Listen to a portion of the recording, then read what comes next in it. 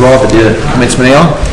Can I welcome everyone here from the gallery to tonight's planning meeting? I might just run through some housekeeping procedures with you people.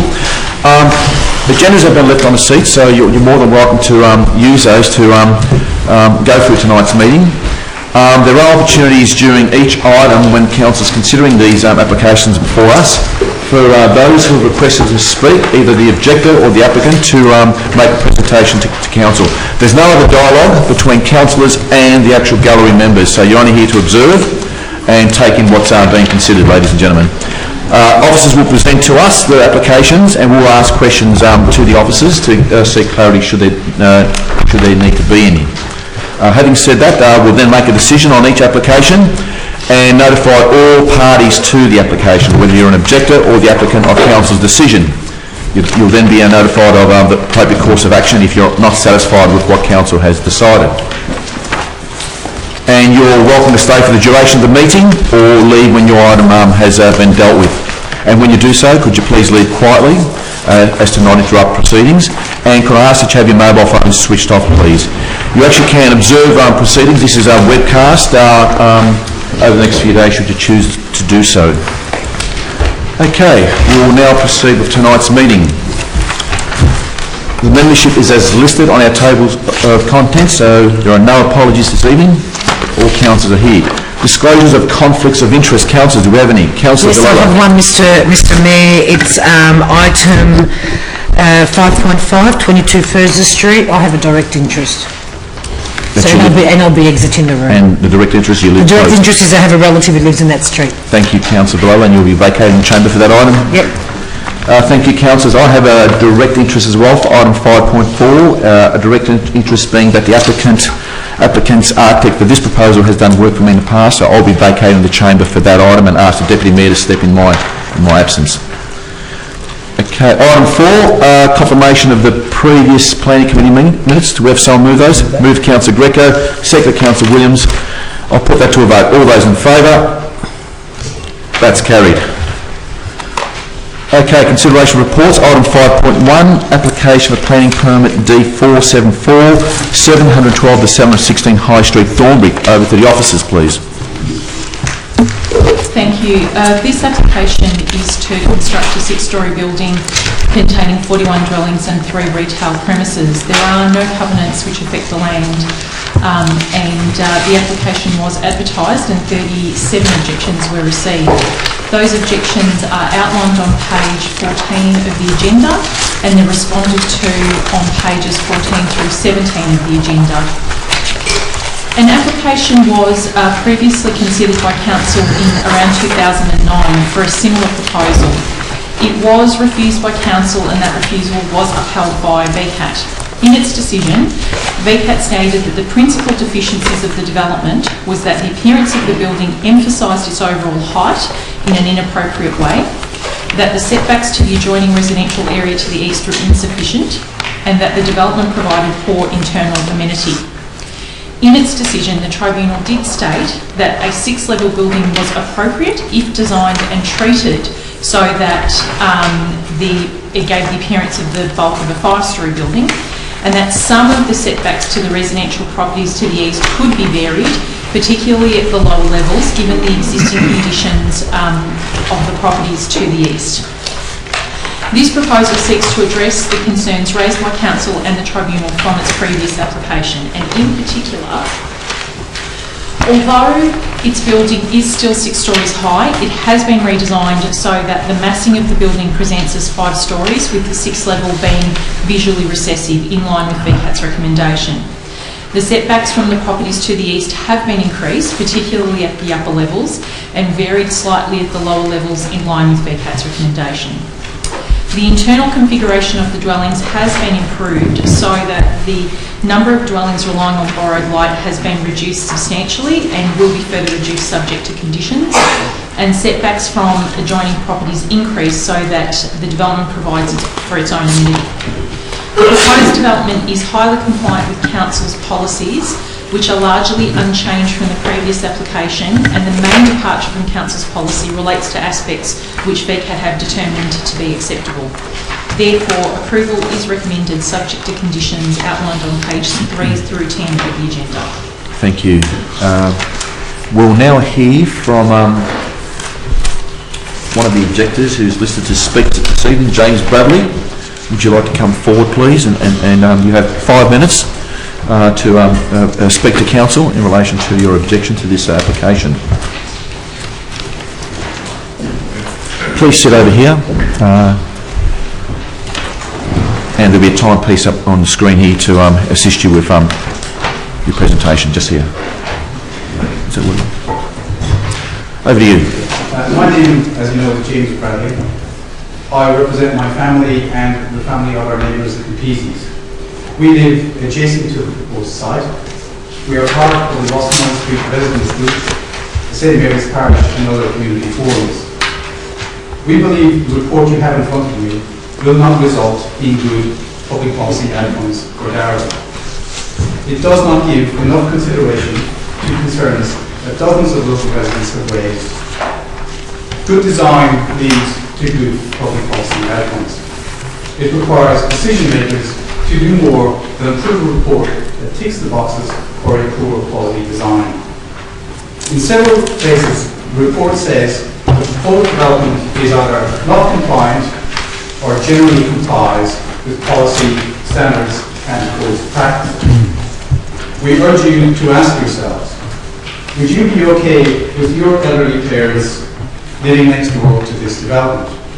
With your family living next door, or with your children living next door? We do live next door, we have families, and we are concerned. For example, the report does not give enough consideration to concerns about amenity, particularly increased noise pollution. This concern is dismissed in the report, which simply says that noise is part of inner city living. We urge councillors to remember that residents are being asked to endure noise from 41 new non-compliant or generally compliant apartments, noise from 3 new retail outlets and associated traffic. We urge councillors to demand a proper design that truly minimises noise and other community impacts. We are also concerned about the construction. The report dismisses this concern, stating simply that the issue is covered in the Building Act 1993 and so is someone else's problem. We bring your attention to a development that got massive negative coverage for the Manningham City Council in the Herald Sun and on TV recently, but the development almost swallowed up several homes nearby. This design seems to be near enough for statutory planning, but in our opinion it is not good enough for Darragh. It fails to deliver outcomes for existing and future Darragh residents. We urge you as councillors to demand a proper design, not one that fails to comply or generally complies with regulations, but one that meets, or better yet, exceeds them. Thank you. Thank you, James. Turn to your seat. The applicant hasn't taken up his opportunity to present tonight, so we'll now go to councillors to ask questions of the officers. Are there any questions from councillors to the officers? Councillor Walsh. Thank you, Mr. Mayor, and I guess my question is about in terms of notification to residents, and I have no doubt that we did the what's required of us under the Act and indeed under our own policies. So it's not about that, but given the significant development, was there notification that went out to adjacent streets such as Good Street? No, only affected properties were notified. Some of those properties are in Gooch Street, but there was not our policies don't require that extensive notice be given for this kind of development. Questions from councillors? I don't have a question. I've actually got an alternative motion, unless there are any more questions. I did see a hand from Councillor Lee. Question? Just a quick question through you, Mr. Mayor. On page 28 of the report, it says there is a shortfall of 20 car parking spots. for the proposed development. How does that compare with the previous iteration of that application? It's about the same. I can't remember off the top of my head, but in general, the proposal has always provided for the resident parking with reductions, and some of the shop parking, presumably for staff, given the numbers, Sure. And then not for the visitor parking. Yep, that's fine. Thank you, Councillor. Councillor Williams? Two questions. One in regards to waste management. Will that be through contractors? And second question about air conditioners. Where will they be located?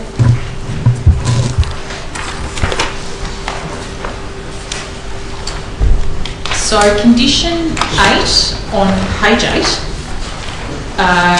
requires that a waste management plan be submitted to council satisfaction, and the last sentence in the second paragraph of that condition does state that the plan must require that a collection be undertaken by a private contractor. Yep. And I'm sorry, your other question was about Air conditioners? Due to noise levels on them? So condition 1S, which is on page 4, roughly in about the middle, talks about that they need to show the location of all plant and equipment, including air conditioners and the like, being co-located where possible, screened to be minimally visible, and located as far as practicable from site boundaries and integrated into the design of the building. Thank you for that. Councillor Greco? Just one quick question, just in relation to car parking. I note there on page 28 there's going to be there's a deficiency of 20 car parking spaces, but then if you turn to page 29 in the middle there, it says that there's a deletion of car space 13, so it's an extra car space, parking space. And I was just wondering, is that in addition to the 20, or is that inclusive of the 20 that are already that need to be waived for this particular application?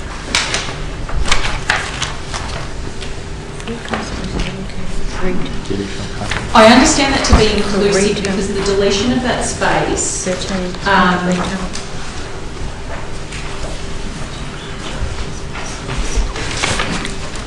it's inclusive because the deletion of that space does not reduce the shop nor dwelling parking. So it's 20 then? Yeah, it's 20. Okay, thank you. Councillor McCarthy? I have an alternative motion. Can we hear it, please? So I'll read it out for the benefit of councillors in the gallery. The motion is alternative to that which is listed in the report. It reads that planning permit application D/474/2013 be refused on the following grounds. Point 1. The proposed development exceeds the preferred height identified in clause 22.05 of the Darebin Planning Scheme High Street Corridor Land Use and Urban Design Policy. Point 2. The proposed development does not meet the preferred setbacks from the adjoining property to the east as identified in clause 22.05 of the Darebin Planning Scheme High Street Corridor Land Use and Urban Design Policy. Point 3. The proposed development does not provide adequate visitor parking in accordance with clause 52.06 of the Darebin Planning Scheme car parking. Point 4, and I'll seek officers' advice if the wording needs to be changed for this one. The proposed development provides a poor design outcome in terms of external presentation, impact on surrounding properties and internal amenity.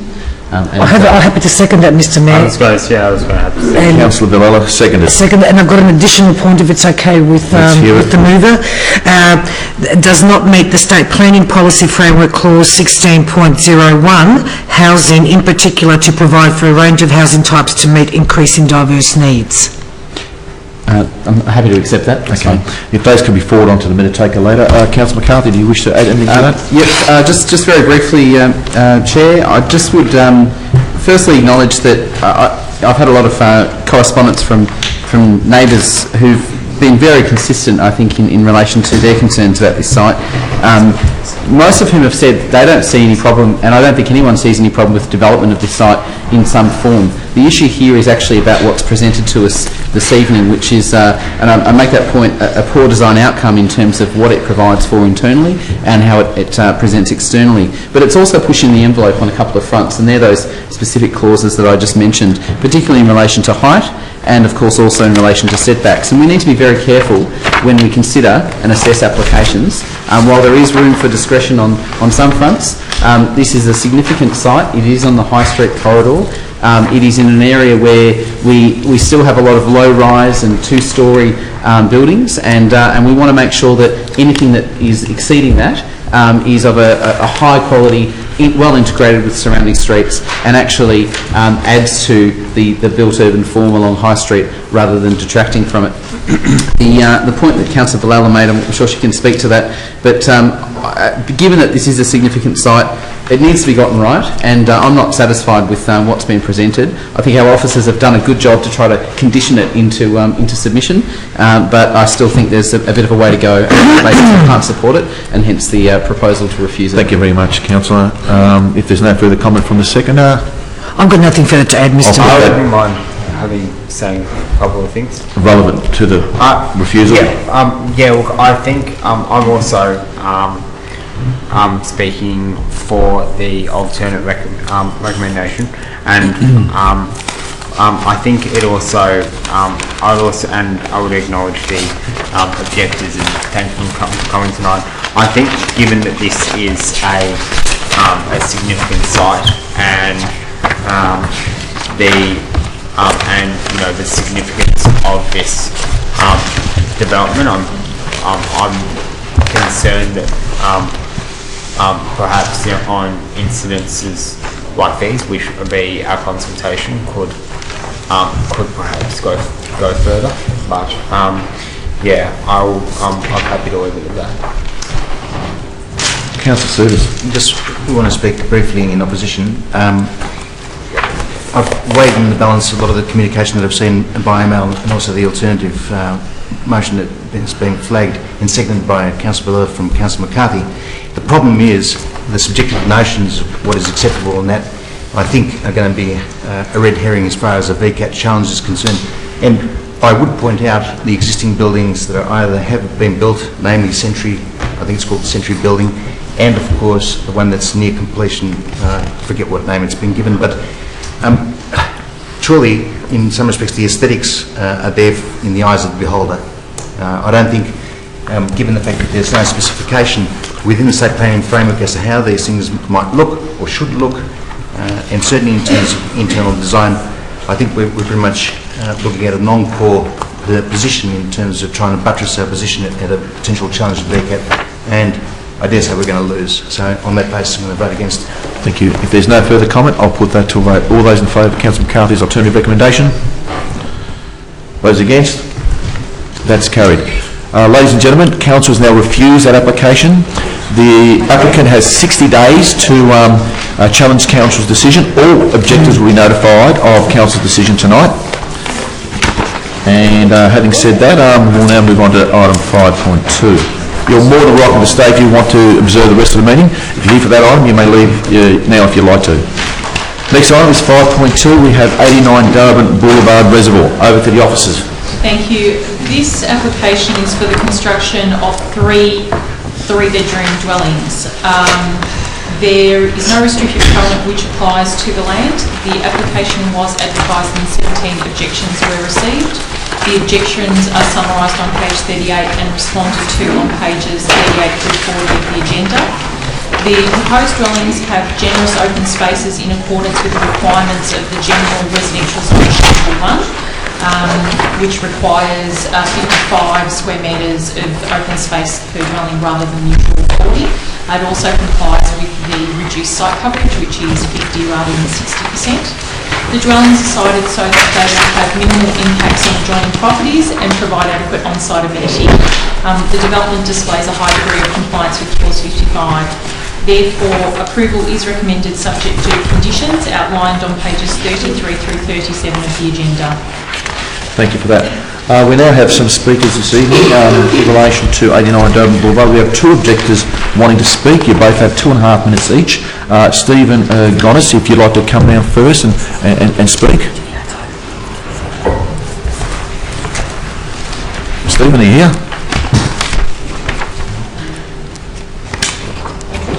If not Stephen, we might go to Frank first. Frank, are you Stephen? Please come and join us and take the seat over here in the front table. You have 2.5 minutes to present your case to the council. Thank you.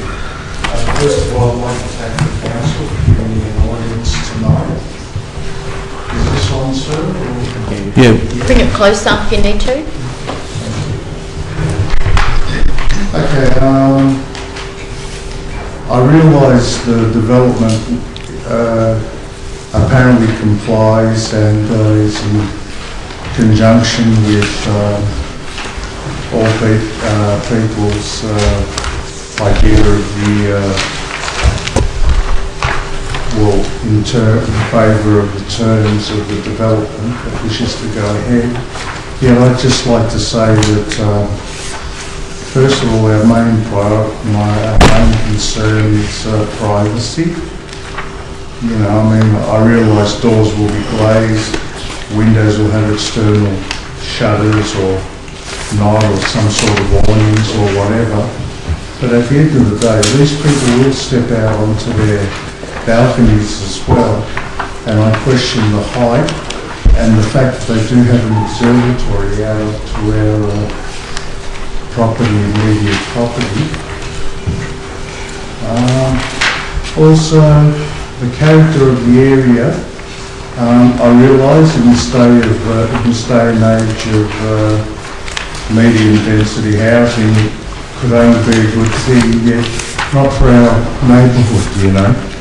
I mean, you know, we bought there with the intention of living a,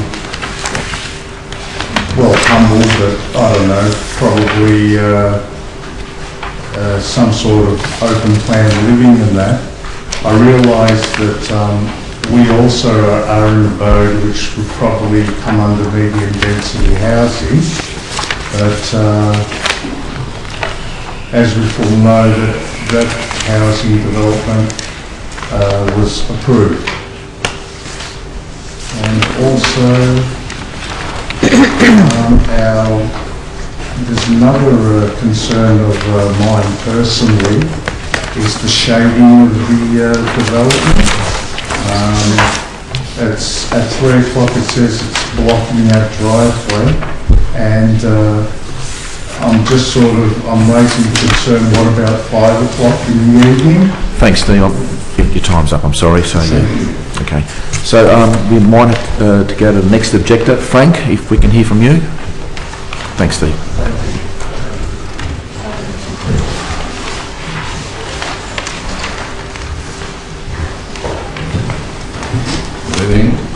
My name is Frank Sponges. I live in number 13 in the next street in Reservoir. I'm here to talk about planning development for 89 Bergen Boulevard in Reservoir, the constructions of double-story building. I live not right behind, but next door. The property right the property is evolving, and we feel that by building double-story buildings there, we will lose our privacy. We do have a lot of recreational time with the family and friends in our backyards, and we had it for many years. I've been living at the same address for 43 years. So I'm here to oppose to the construction of double-story building. We're not opposing to develop the property, they want to develop, but just double-story buildings. The area is getting congested with cars. Some of the streets are very narrow and reservoir, and there's a lot of cars parked in the roads at the moment because of the many properties being developed. So the opposition that I'm not presenting tonight is just for the, if the council could consider not to give permit to the double-story buildings. Thank you. That's it. Thank you for that. Frank, you can please return to your seat. Okay, I'll now put it over to council, seeing the applicant has chosen not to appear this evening. Questions from councillors? Any questions? If there are no questions, we have a recommendation there. Question through you, Mr. Mayor. Councillor Lee? Yes, thank you. I noticed that on the plan that 91 has 4 units. 93 has hashed out. Is that because there's an application in progress for 93? Is that correct?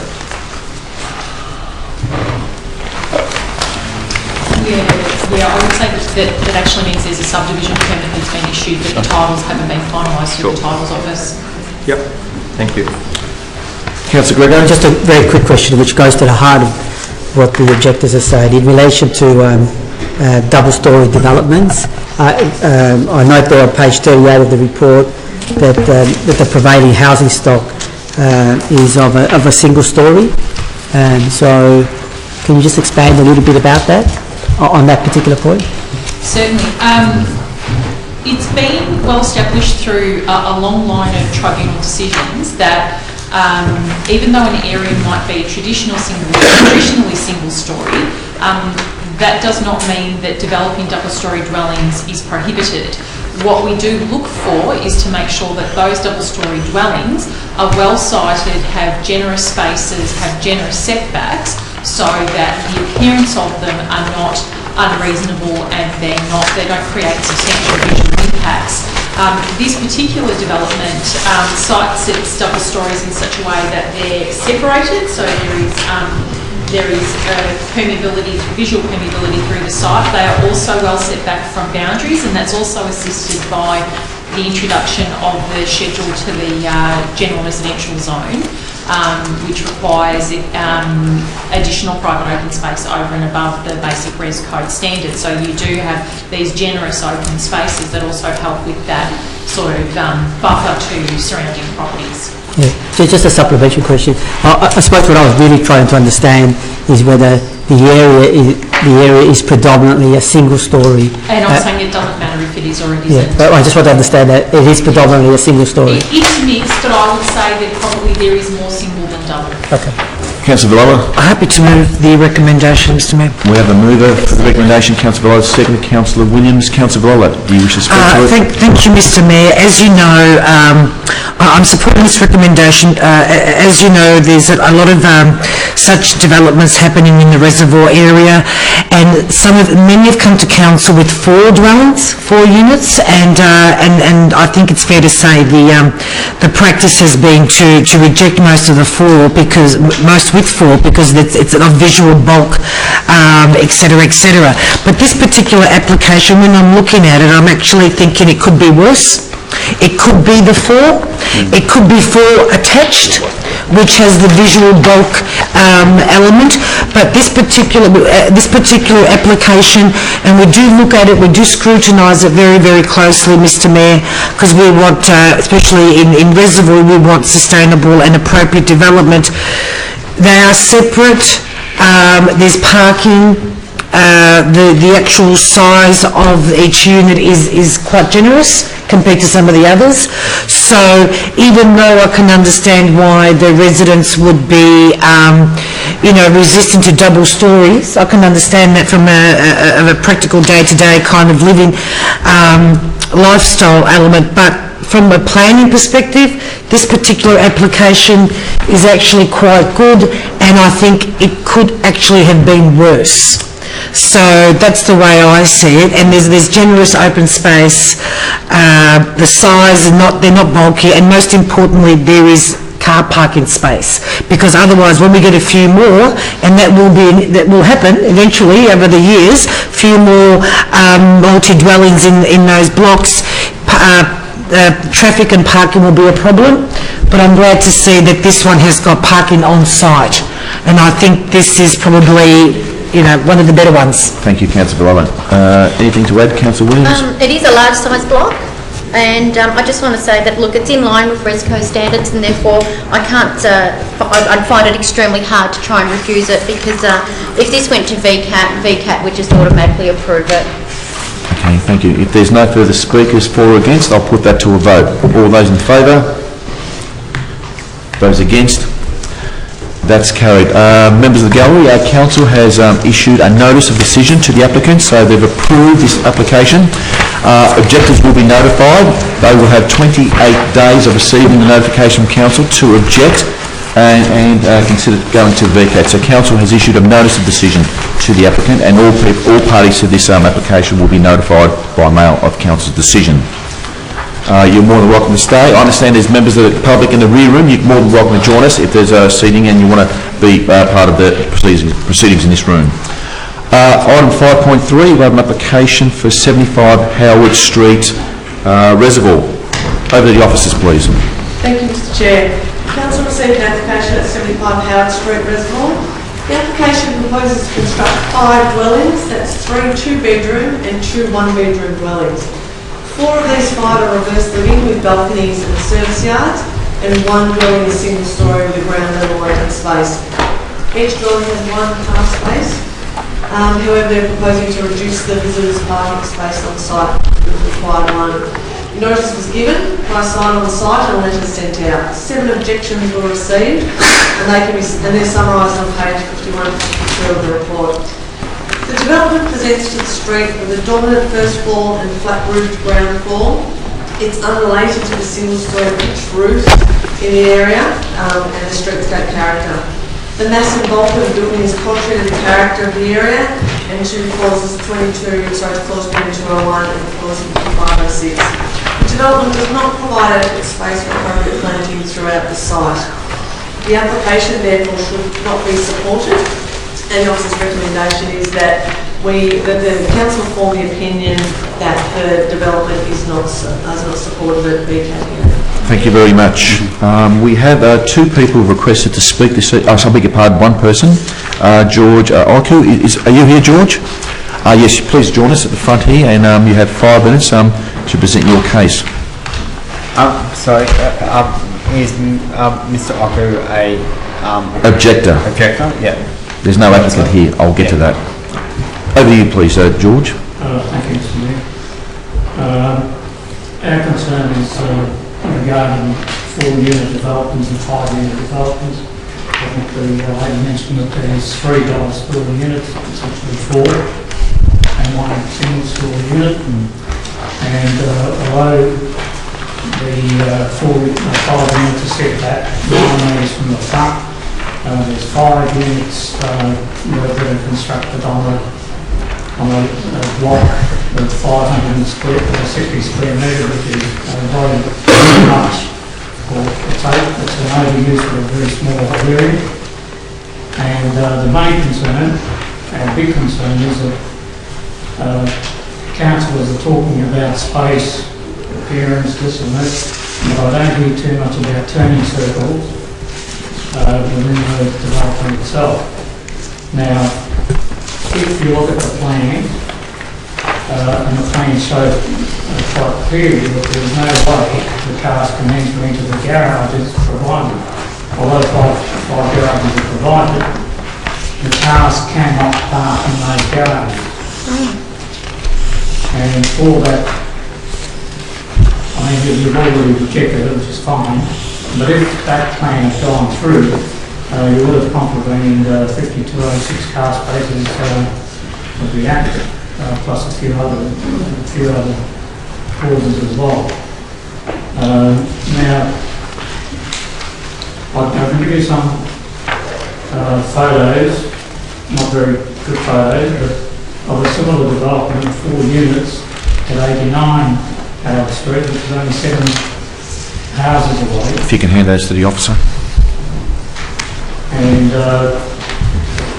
they clearly show that the cars can't park in the garages, but they park outside. Now, Howard Street is only one way. You can only park on one side of the street.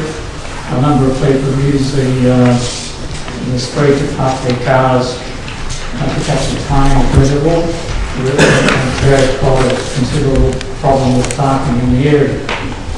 And if this development was allowed through, it would make things much worse. From what I understand, the Planning Act is against creating more problems than what there already is.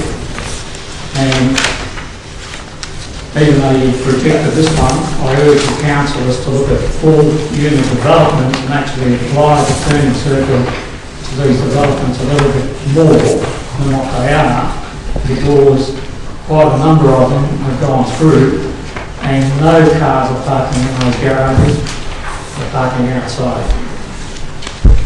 And I think on that basis, a lot of these developments, maybe even the one I just went through now, may not be as good as we thought it was.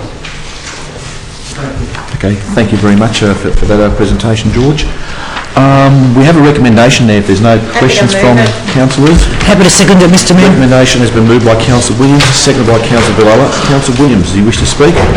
Nothing further to add. I think the report implies exactly what the issues are and what VCAT has advised.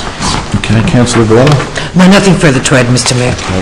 If there's no discussion or debate on that item, I'll put that to a vote to support the recommendation as listed in the recommendation. All those in favour? Carried unanimously. Ladies and gentlemen, Council has refused that application as per the recommendation in the agenda. Council will now notify the applicant of our decision to refuse the permit. He will have 60 days of appeal to VCAT. We will notify residents of our decision too, those who are party to this, these proceedings, and Council will now choose to go to VCAT should the applicant go to VCAT to defend our decision. Okay, thank you very much for those who have come to that item. We'll now move on to item 5.4. Application for 52 Brook Street. Ladies and gentlemen, I need to actually vacate the chamber for this item. I have a direct interest in this matter. Both the applicant's architect has done work for me in the past, and therefore I need to vacate and ask the Deputy Mayor to take the chair in my place.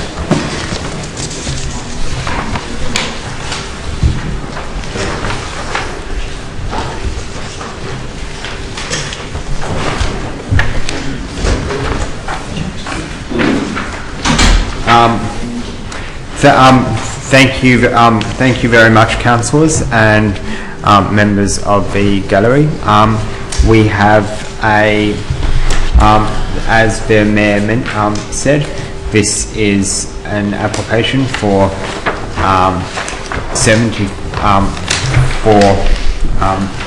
52 Brook Street in Northcote, and and I'll now call on the officers to make their presentation. Thank you, Mr Chair. Application, as you say, has been made at 52 Brook Street, Northcote. The application proposes 2 double-storey dwellings at the rear of the existing dwelling that's located on the land. 1 car space is provided for each of the new dwellings. Reverse living arrangements are being proposed for the 2 new dwellings at the rear of the site. The existing dwelling on the property faces Brook Street, has 3 bedrooms and 2 car parking spaces provided, and secluded private open space at ground level. Notice was given on a sign on site and letters in the mail, and 7 objections have been received.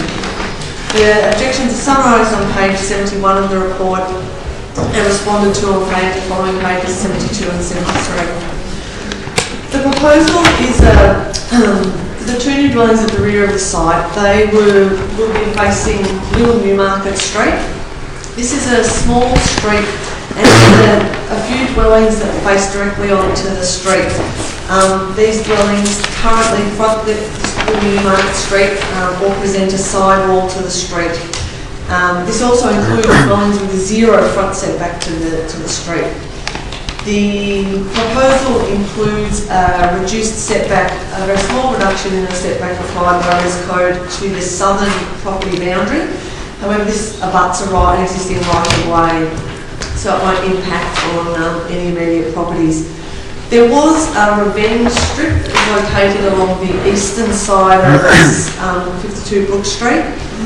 This has recently been removed and being gazetted and is now declared public highway.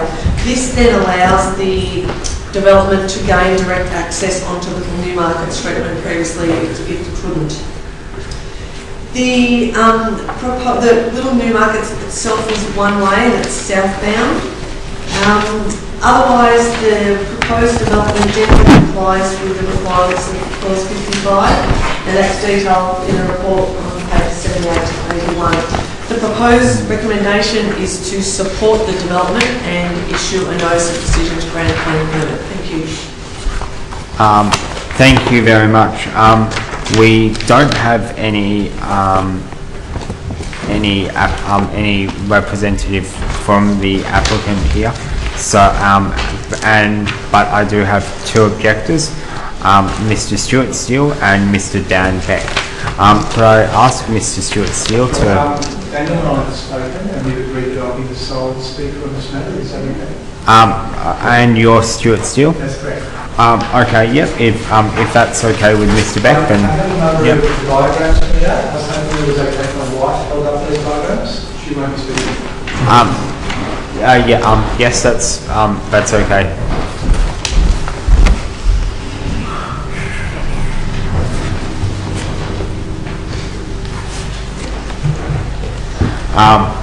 You have 5 minutes. Thank you very much. I would like to address two details of the Planning Department's summary of this project. The first is where they state that Little Newmarket Street is a small one-way street that provides vehicular access to a small number of properties. This is incomplete. Little Newmarket Street receives significant flow through traffic from Newmarket Street and also a great deal of traffic from the nearby school. We have observed as many as 70 vehicles using this street in a half-hour period on a school morning. The Shire Council should be aware of this, as a traffic survey has been conducted in the last 12 months. The school has been talking to the council on these matters for 12 months, and a recent survey at the school identified parking and traffic at drop-off and pick-up times as their premier safety concern when travelling to and from the school. The reason this is important is because the response to the design also states that car parking is provided on site in accordance with the requirements of Clause 5206. This clause states that its purpose is to ensure safe and easy to use parking in the council's shire, and that but also says that plans need to meet national parking design standards. The council has demanded implementation of 2.5 metre visibility displays as per their guidelines, but has not met national standards. The national standard 3.2.4a demands that traffic entering a road from a domestic driveway have sufficient line of sight to safely enter the road. For a 40 km/h road, this is a minimum of 30 metres, but they recommend 35. If you look at the diagrams I'm presenting, for flat 1, the current sight lines are less than 7 metres. For flat 2, it's less than 5 metres. At 40 kilometres an hour, a vehicle will cover these distances in less than 1 second. A driver will not even have time to touch the brakes before a collision occurs. I do not believe that this meets anyone's standards for safe parking.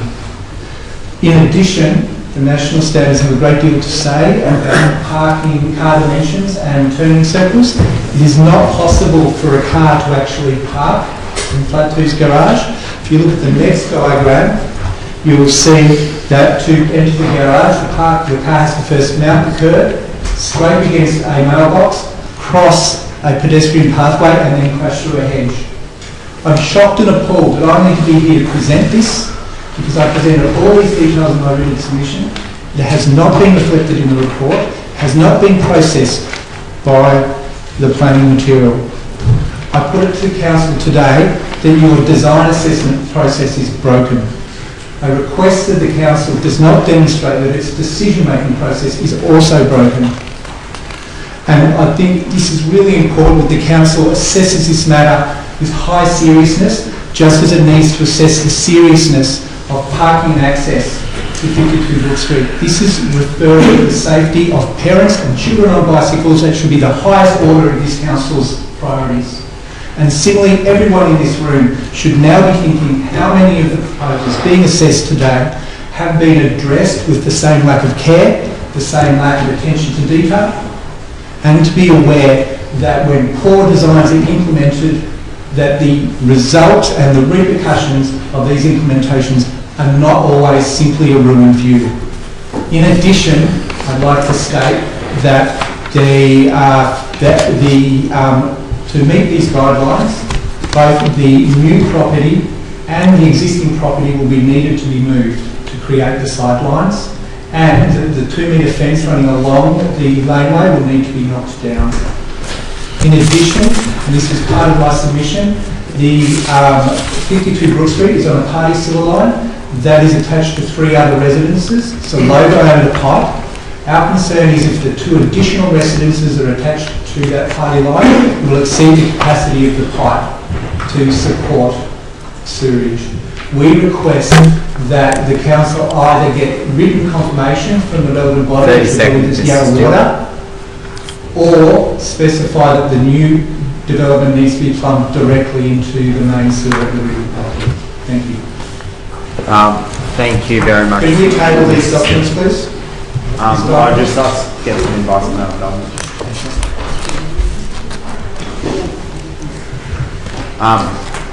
Thank you.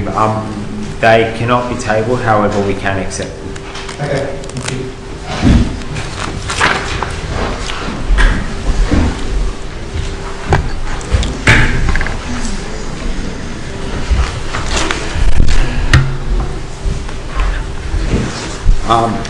Okay, do I have any questions from councillors? I have one, if I can. Councillor Cetus. Through you, Acting Chair, just with regards to an existing old subdivision that occurred in Little Newmarket Street, do we have any confirmation as to whether its configuration has reverse living? I think it's the only subdivision that they call it a street, but it's a glorified laneway. The officers. Through you, Mr. Chair. My understanding is that the dwellings that exist in Little Newmarket Street on the opposite side aren't reverse living. They have private open space areas at the ground level to the north side, I think it is. On each of those 2, the properties that are across the road. That's my understanding. I saw both Councillor McCarthy and Councillor Lee hand up. I'll give a call now to Councillor McCarthy, and then I'll give a call to Councillor Lee. Thank you, Acting Chair. I'll make it quick. I note that, and it probably follows from Councillor Cetus's question, both of these proposed new dwellings are reverse living. Just wanting to ascertain if we have any indication as to whether there is any other examples of reverse living in the immediate environs, because I know this neighbourhood quite well and I can't think of any in this particular pocket at all that constitute reverse living at the moment. Would that be correct? Through Mr. Chair, my understanding is that there aren't. There are none. Thank you. Okay, Councillor Lee. Just flag and alternate motions. Okay, do Councillor Lee, I'll note that, but obviously I'll let other councillors finish their questions. Certainly. Councillor Lyons. Just a question through the chair to the officers. Just in regard to the turning circle and the visibility that was raised by the objector, I'm just looking through the conditions and clauses. Are there any conditions or clauses that address those issues? Mr. Chair, there is condition 1E requires that provision of pedestrian visibility displays be provided on the plans. 1A. Okay, thank you. Okay, do I have any further questions? No, I don't. So I will give Councillor Lee the call to discuss his alternate resolution. Thank you, Mr. Chair. I proposed an alternate resolution, which is that this application be refused on the following grounds. 1, lack of internal amenities due to reverse living arrangements. 2, excessive bulk and form. 3, inadequate setback, especially at street frontage level. 4, excessive site coverage. 5, inconsistent with character of the neighbourhood. And 6, excessive overshadowing to adjoining properties. Happy to second that. I was going to propose an additional point, but I just need to get officers' advice as to whether it applies now through the chair. If I may, through the chair. Yes. Yep. Yes. It's just in relation to whether a point around the permeability. I note the officer's assessment says that permeability has been assessed on the basis of the whole site. I'm wondering whether permeability could have alternatively have been assessed on the basis of just the 2 dwellings, and had it been that whether permeability would have been inconsistent with the design standards. Through Mr Chair, the proposed development, the permeability is taken over the whole site, with the 3 dwellings included, and their associated car parking and other site coverage. Unless I'm not aware whether if you separate the existing dwelling area into the other 2, I couldn't tell you from this information at this point in time whether it is actually a higher site coverage and less permeability. On that, taken overall. Thank you. On that basis, I'm happy to second the alternative as is, and I'll leave the permeability question to wiser minds. Okay then. So then the alternate recommendation is moved by Councillor Lee and seconded by Councillor McCarthy. Councillor Lee, you now have the call. Yes, thank you, Mr. Chair. I do find that this application challenging on many fronts, as the objectives have noted. The lack of street front setback has created a lot of traffic issues, both for the residents of the proposed development, but also for those people who use it. But if you do look at the development, it is trying on many levels. It squeezes in 2 reverse link units on the area where the neighbourhood character does not respect that, or rather it does not respect the neighbourhood character. It does create a fairly excessive amount of overshadowing to the west, as you see in the shadow diagram. It does present itself as a very bulky and domineering form in a reasonably little laneway, and it does not actually integrate well with the existing areas. The thing that I do find challenging as well is the excessive site coverage. It is almost built fence to fence. I understand while there's site coverage, and to a degree the permeability is assessed on the whole of the site, but if we are looking at the application in its singularity, in other words, we're looking at 2-unit development applications, and on that basis alone, that greatly exceeds, in my opinion, the site coverage, and to a degree the permeability that Councillor McCarthy mentioned. So on all of those grounds, I cannot let this application go ahead. Okay, thank you very much, Councillor Lee. Councillor McCarthy.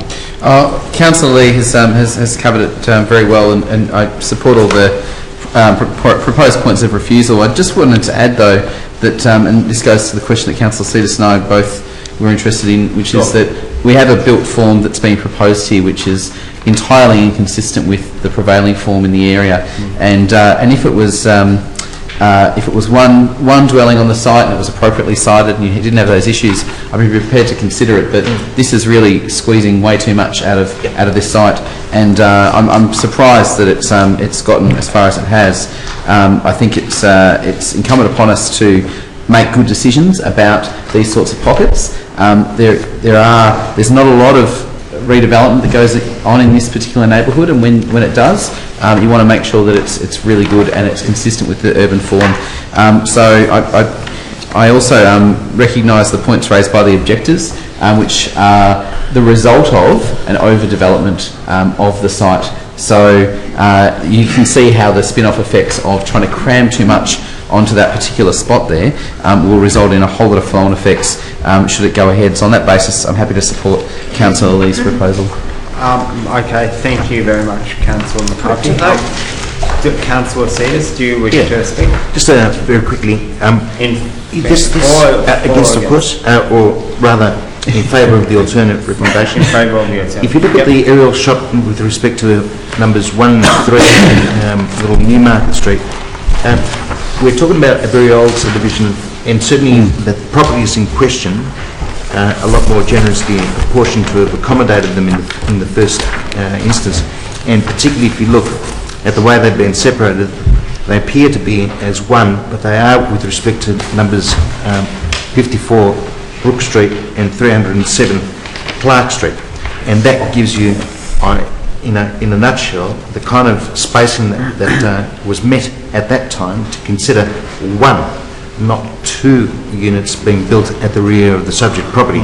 And I echo Councillor McCarthy's point that in this instance it's not just merely a subjective proposition in terms of whether it's reverse living or not. I would have been a little bit flexible, but the fact that this tight pocket here is trying to squeeze in two simply is flying a kite, which is speculative at best, and really it'll be very interesting to see what VCAT's opinion is. But I would have thought that, having regard to the totality of the planning scheme, that this is not an area in which it could be superimposed as council making some kind of arbitrary decision. If it was within the streetscape, you might have a better chance in terms of the developer arguing that it's supportable, but not in what is otherwise, and I repeat, a glorified laneway. Okay, thank you very much, Councillor Cetus. Do I have any further speakers either for or against? If not, I'll put that to the vote, and we're voting on Councillor Lee's alternate recommendation. All those in favour of the alternate? Against? And your... Division, please, Mr. Acting Chair. A division? Yes, please. Okay, all those in favour, please stand. And I name Councillor Cetus, Councillor Williams, Councillor McCarthy, Councillor Lee, Councillor Colella, Councillor Greco, and myself. And against, I name Councillor Lott. And that's it, and we will now call back the Mayor. So, Chair, if we can just have a reinforcement of what the rules are, just for the members of the gallery that might not be aware. Yep. That's what I was thinking. Yep. So we now. So thanks for that. Chair, you might wish to call for order before you give the instructions. Order. Sorry, I did forget to mention something. We have council has resolved to not support the recommendation, and the developer will now have 60 days to apply to VCAT to have this heard at VCAT. And I now call back the Mayor.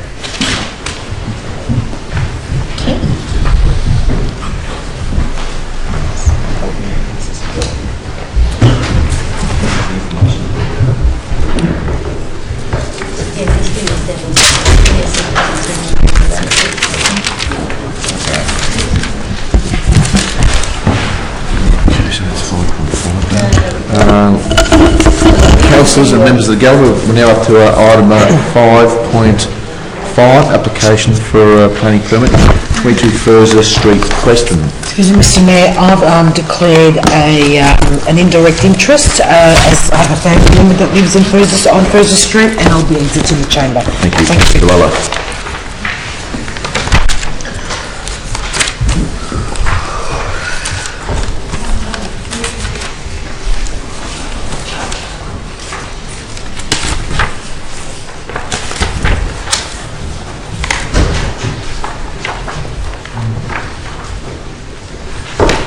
Okay, over to the officers for that item, please.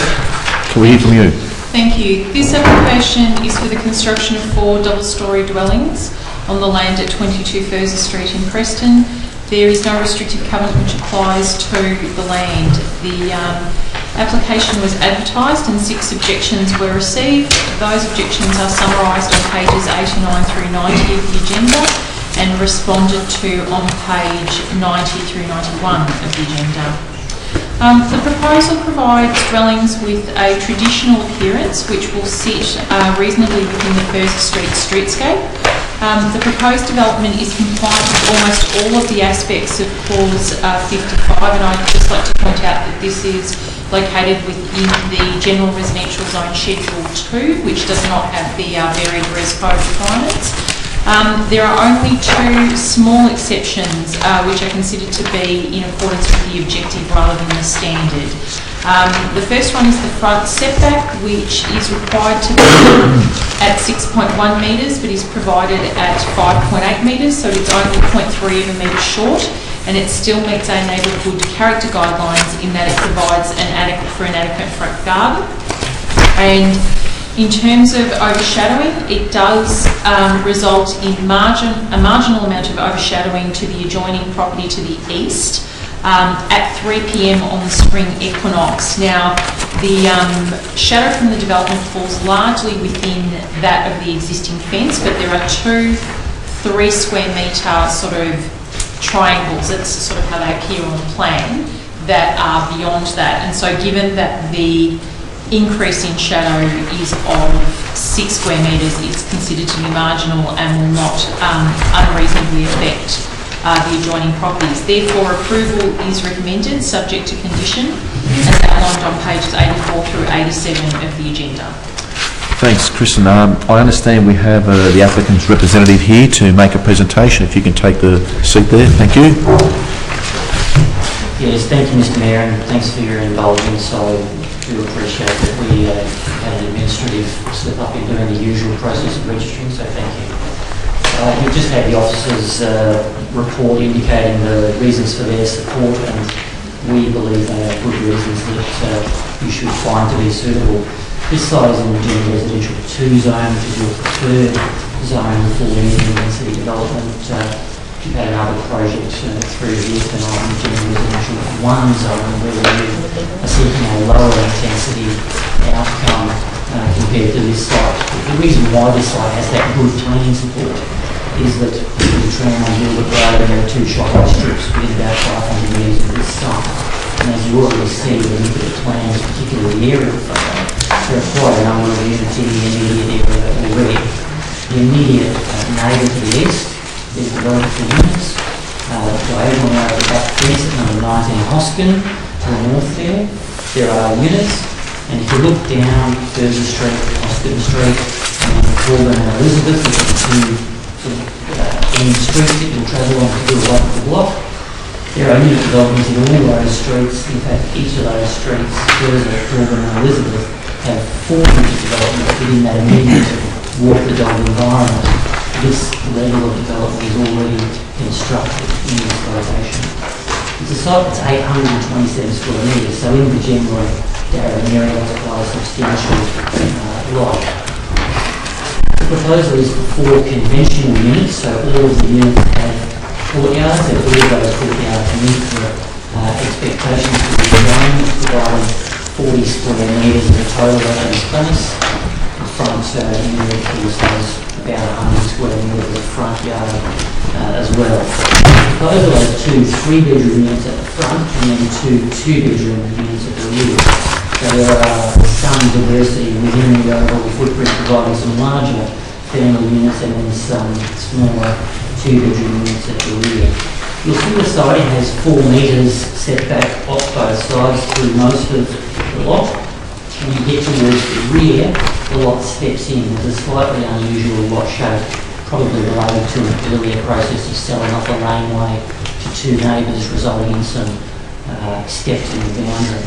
But even on that rear unit where there's a little bit less width, the setbacks are all exceeding the minimum res code requirement. There's a table in the report that shows a series of expectations on the first floor at around 1.5 to 1.7 metres as the expectation, and typically most of the setbacks exceed 4 metres, so very comfortably in excess of that minimum standard. And as I said, even on that rear one, it's 2.5 metres, so even where the lot narrows, it's comfortably above. That's the type of outcome that council is looking for when you're bringing in 2-storey development into an area like this. Noting, of course, this is not an area where 2 storeys is brand new. There are other 2-storey units already in that immediate lateral block that I've described. but where we do have the two-storey, it's very comfortably set in from both side boundaries. You'll also notice that all parking is provided and that the assessment showing that all of those terms do work properly and suitably. So what I would say to you is that this is a zone that supports this type of development, as the area is already seeing this type of development, and this particular set of plans has been fully assessed by council. It is well centred. That's why when council's planning officer was talking to you about shadows, the vast majority of the shadows through the whole day are kept inside the fence line because of those large setbacks off the side boundary. It's only at the 3 p.m. at the very end of that shadow analysis that very small amount of shadow going beyond the fence line at all. Overall, this represents a very good, suitable response to what we're seeing in the area and what the policies are asking for. We community planning officer's assessment is providing for the approval of this development with essentially no real change to the development other than the confirmation of compliance with things such as fence heights, ensuring that they will be properly managed on the final plans with springs and the like, as it is designed, implying that this is a good development. Thank you. Thank you for that. Okay, we might hear now from some objectors. Two are listed to speak. There's Carla and Kay. Would either of you like to come down first? There are two speakers, yes? Both? Yes, okay. You've got 2.5 minutes, so thank you. Good evening, everyone.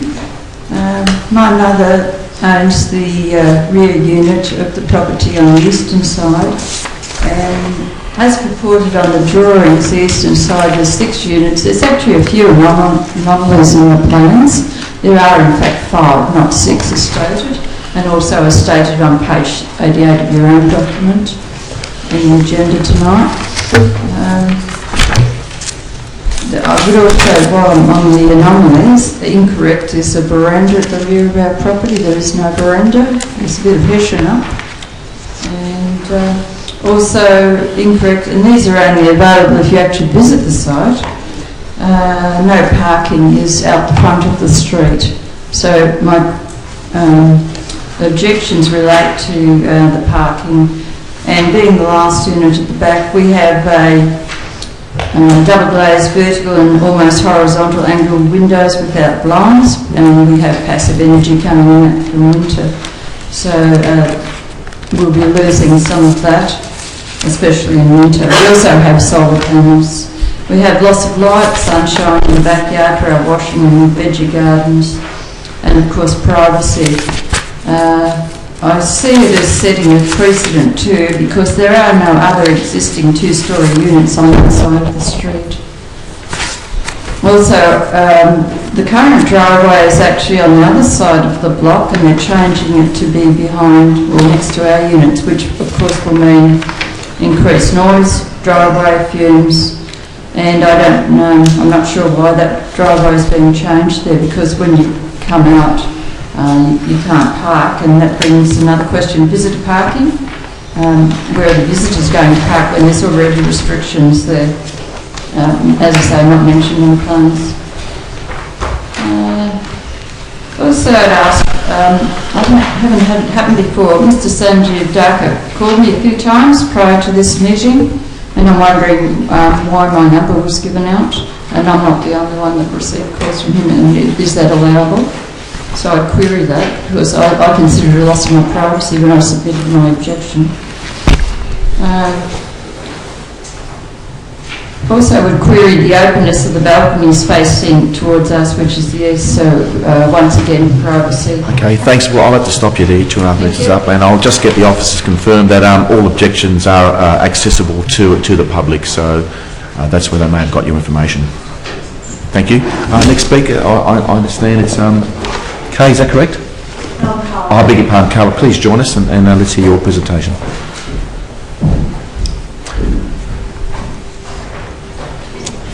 Thank you. You've got 2.5 minutes.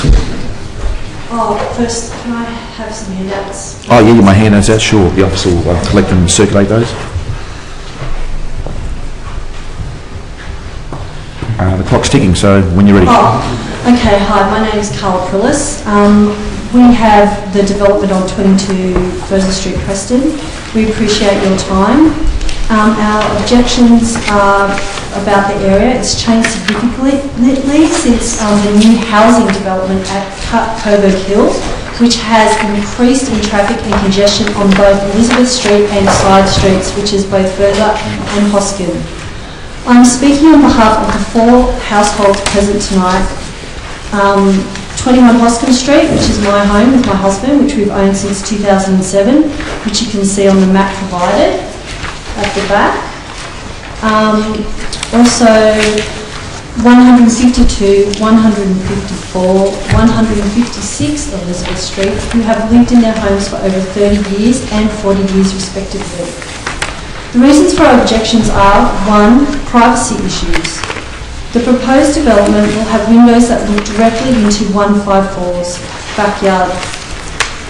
2, according to this design, overshadowing will occur on 154. The proposed design has shown that a long-term lived-in bungalow is listed as a shed, which it is not, it's a home. It's overshadowing which will occur over this bungalow, and it also will affect the backyard veggie site. Number 3, inadequate parking. As we have witnessed, particularly because of Coburg Hill, most of the residents have 2 or 3 cars, and there's not enough off-street parking for them and their visitors, so it spills out onto the road and it affects the parking in our street and other streets surrounding. This makes driving dangerous as these roads are not designed for adjacent street parking. We have found these conditions are dangerous for Presbyterians and road users alike. We also find it difficult to park in front of our own homes. Even mowing the nature strip has become more difficult, not to mention reversing from driveways, which has become considerably more dangerous as the traffic has increased. I hope that we can avoid this difficulty. Okay, I do apologise. We do have a set time limit, so thank you. We've got your circulars here, so councillors can now look at those if they choose to do so. And I'll open up to councillors to ask questions to the officers in relation to this application. Over to you, councillors.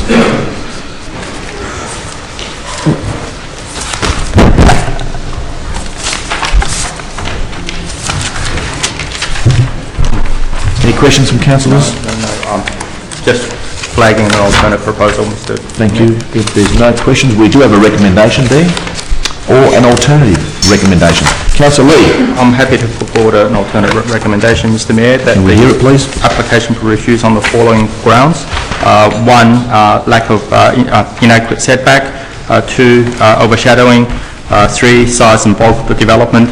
And 4, does not respect the neighbourhood character of the surrounding areas. Thank you, Councillor Lee. Do a seconder for the alternative recommendation, Councillor Williams. Councillor Lee, do you wish to speak to your recommendation? Look, just very briefly, Mr. Mayor, I have looked at the application. While on paper it does tick all the boxes in relation to the Clause 55 assessment, or the bulk of it anyhow, if you look at it, it does seek to maximise the site that is somewhat unique in this area. As been previously noted, the area does have a predominantly large garden character, and this 4-unit development which does not respect the neighbourhood character of the particular area.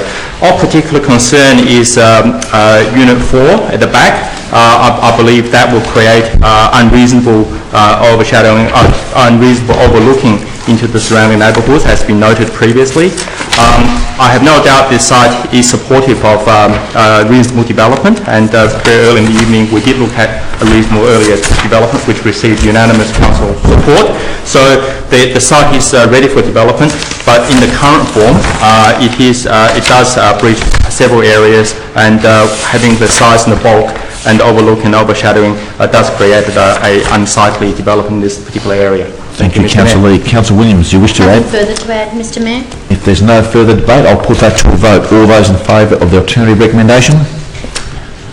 That's carried. If you can pass on those that unanimous, Mr. Mayor? Yeah, that was unanimous. Ladies and gentlemen, members of the gallery, Council has decided to refuse that application, contrary to the officer's advice. We're refusing that.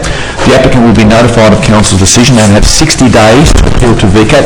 Objectors will also be notified of Council's decision that we have refused the application. All objectors will be notified by mail of council's decision, and as I said, council will now go to VCAT, and if it's challenged, if the applicant challenges council's decision, we will then support Councillor Lee's recommendation to refuse the application. Hope that's clear. You may leave or stay for the next item, those who are still wanting to stay here. Next item for consideration is 5.6. I beg your pardon, we invite Councillor Lower back. We don't want to be forgotten about. Yes. Thank you, councillors. Next item of consideration is 5.6, application for planning permit 188 Dunn Street, as a reserve, 188 Dunn Street, Kingsbury. Can we have the officers present to us, please? Yeah, thank you, Mr. Mayor. This application seeks approval for a telecommunications facility which will be placed on the top of 6 line poles that are proposed within the reserve.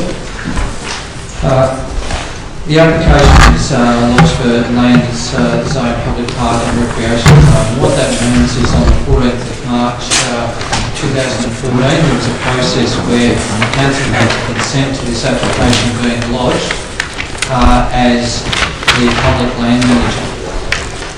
As part of that decision there was resolution on a number of matters, including what support will be provided for community facilities. Those are matters that sit outside this planning decision. The decision tonight needs to be made on planning merits. As part of that providing consent, council also requested a report be done on the electromagnetic effects of any such facility.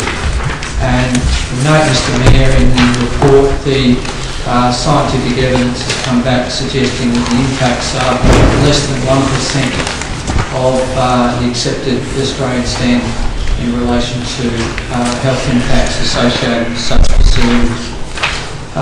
There's certainly some vexed opinions about the scientific evidence, but the purpose of tonight's considerations is really to look at the planning merits, which look at the location, the aesthetics and the amenity impacts.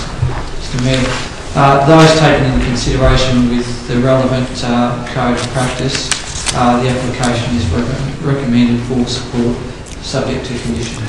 Thank you very much for that, Darren. We do have the applicant's representative here this evening, so if we can hear from them, Emily or Michael, if you can join us at the front, please, and present your case. You have 5 minutes.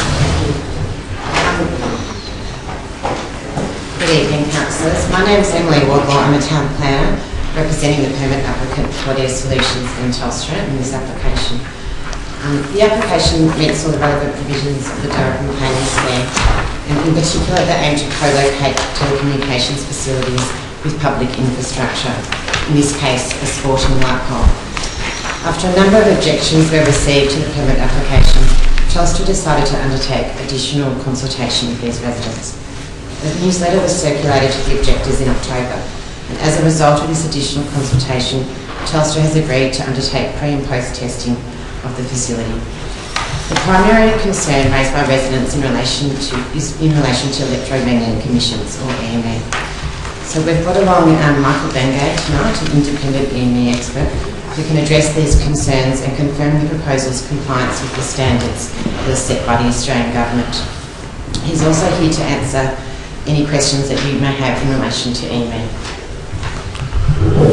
Good evening, Mr. Mayor and councillors. Just my background, I was with the Federal Department of Health for 25 years at the Australian Radiation Laboratory. I was part of the team that produced the safety standard that the carriers have got to show compliance with, so I do have that understanding. I guess my expertise really is in the assessment of exposure to radio frequency radiation, or EME as we call it, electromagnetic energy. Look, I've gone through the petitions and I understand the concerns. I've been doing this for I guess 35 years in this health-related issue of radio frequency radiation. I look at the concerns and I've seen the development over many years, and I do acknowledge the concerns. What we need to understand now at this point of time is that governments and others have tried to address this issue. and have come to the conclusion that after a lot of research, there's no evidence to support that low levels of radio frequency radiation or EME cause the health problems that are of concern to people. And I'd like to table some work with you that's been done throughout the world. The UK government particularly looked at this issue, and they've come to the conclusion that we have no evidence of risks to health from radio waves produced by the base stations. The European Union looked at this issue as well. They've said this, and this was 2015, earlier this year. Thorough examination of all the pertinent recent data has not produced any conclusive evidence that EMF is being dangerous. The World Health Organization had a similar statement that says there is no convincing scientific evidence that the weak RF signals from base stations and wireless networks cause adverse health effects. There is something like 75 of those reviews now, and they were put together by a significant report that came out from the Australian Radiation Protection and Nuclear Safety Agency here in Australia. They looked at 700 new research papers. They produced this report last year, and they reviewed some 72 other reviews, and came to the conclusion that radio frequencies coming from base stations are at a low level, and we have no evidence of adverse health effects. It's really quite clear. If you asked me that question 10 years ago, we couldn't be as confident in the issue, and that's really mirrored, particularly in the UK government, said, look, we entered into this understanding there was a lot of concern. Now we are quite sure that there is no evidence out there. And so when we look at this application, which says 0.71% of the standard, something like 130 base stations would be required to be located on the same tower to bring you up to the limit. So it's not going to get anywhere near the limit, and that worst case 0.71 really is never reached in reality. Typically is 10 times less because of the way that the base stations work. So I'm happy to field any of your questions. I know it's been controversial. There is a lot of concern about this sort of issue in the community, mainly gleaned from websites that usually sell services to protect people, and they never give this balanced view that is overwhelmingly out there in the independent research area. That when we look at governments and universities and others who are producing this research work, there really is a strong view that low levels from mobile phone base stations don't cause a problem. So I'm happy to take any questions. Thank you, Mr. Mayor. Thank you very much. Well, we don't actually ask questions to the presenters, so thank you for presenting this evening. We now have one objector who is elected to speak. If I can invite down May Pham, if you would like to join us, please. And May Pham. May. I've made an objection to. She put my name down as an objector. Shirley White. Well, happy to have both of you present. You've got 2.5 minutes each, so if you can just announce who you are. We don't have you down on the list, but you've got 5 minutes between the two of you.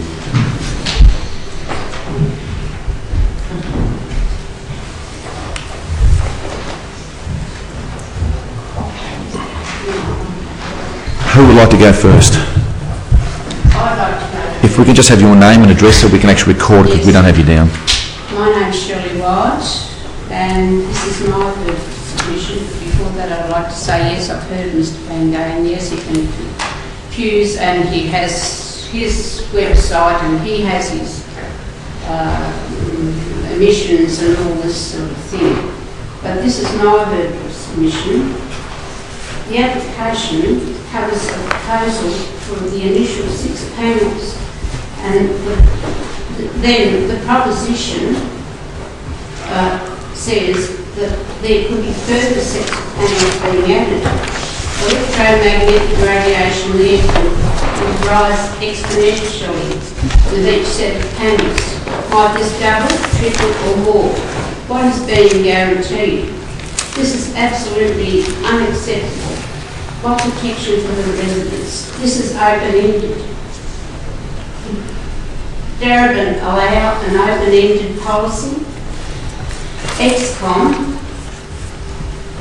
on behalf of Telstra, in their letter on the 13th of November 2015, state in their last sentence that they are not prepared to test radiation levels when additional panels are to be added to the site, and that it is unwarranted. how much further? Is it going to be double, triple, more? It is just so open-ended. Residents are even more fearful of their health and well-being. And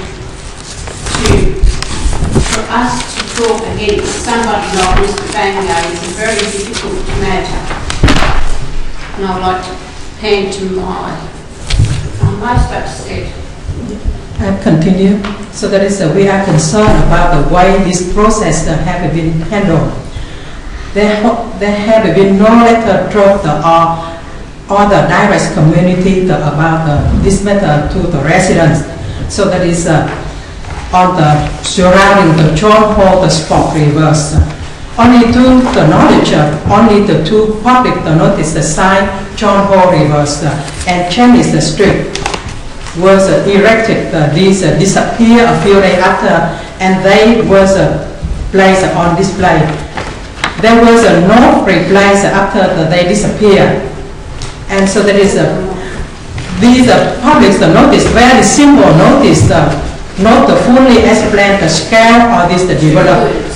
And so there is under Act Mobile the phone tower the regulation. We should explain, and so this should explain and must comply with relevant state authority plan the law. These law including that is the adequate consultation with the community about the communication tower should be placed, such as that should under the playground or under the near the resident or no. So that is we not lack that one. And so that we submit this consultation this nearby the resident about this development have been inadequate. We also really fear the impact of tower radiation to us. When this tower is built, some residents living under there 24 hours per day, 7 days per week. And so that is we are resident here 20 years, 30 years, maybe 50 years. So that is how we live like this. Who on the planning committee want to live next to under the radiation tower for 20 hours a day? Please on it, hand the hand. Let's have a show the hand that you agree that or not. You want to have yourself right? Really honest, you have the all the in your community or the council here. If the tower like this, you can live this or not. So that is the. Thank you very much. Honest. Thank you very much. And we your time is up, mate. Your time is up. Thank you. Okay. You can please return to your seats. We now have questions from councillors to ask the officers if they have any. Councillor Greco. Yeah, just a couple of questions, Mr. Chair. Firstly, in relation to the point that was raised by the objector about the extent of the public notification that took place in relation to this proposal. Mr. Mayor, the Planning Environment Act sets a very clear requirement around giving the public notice. Council as a policy exceeds those minimum requirements. I think the presentation of objections and petition, some 18 pages long, says that there certainly is a high level of awareness there. The officers certainly feel a number of requests and inquiries from the community to suggest that the extent of notifications will be. Thank you, Darren. Any further questions from Councillor Lee? Yes, just thank you, Mr. Mayor. I beg your pardon. Yeah, I just finish off. Yeah, and just the other question in relation to extra panels. I just note here on page 107, it's not clear whether a permit will be required for extra panels to be placed on the telecommunication tower in the future. Can I get some greater clarity around that point?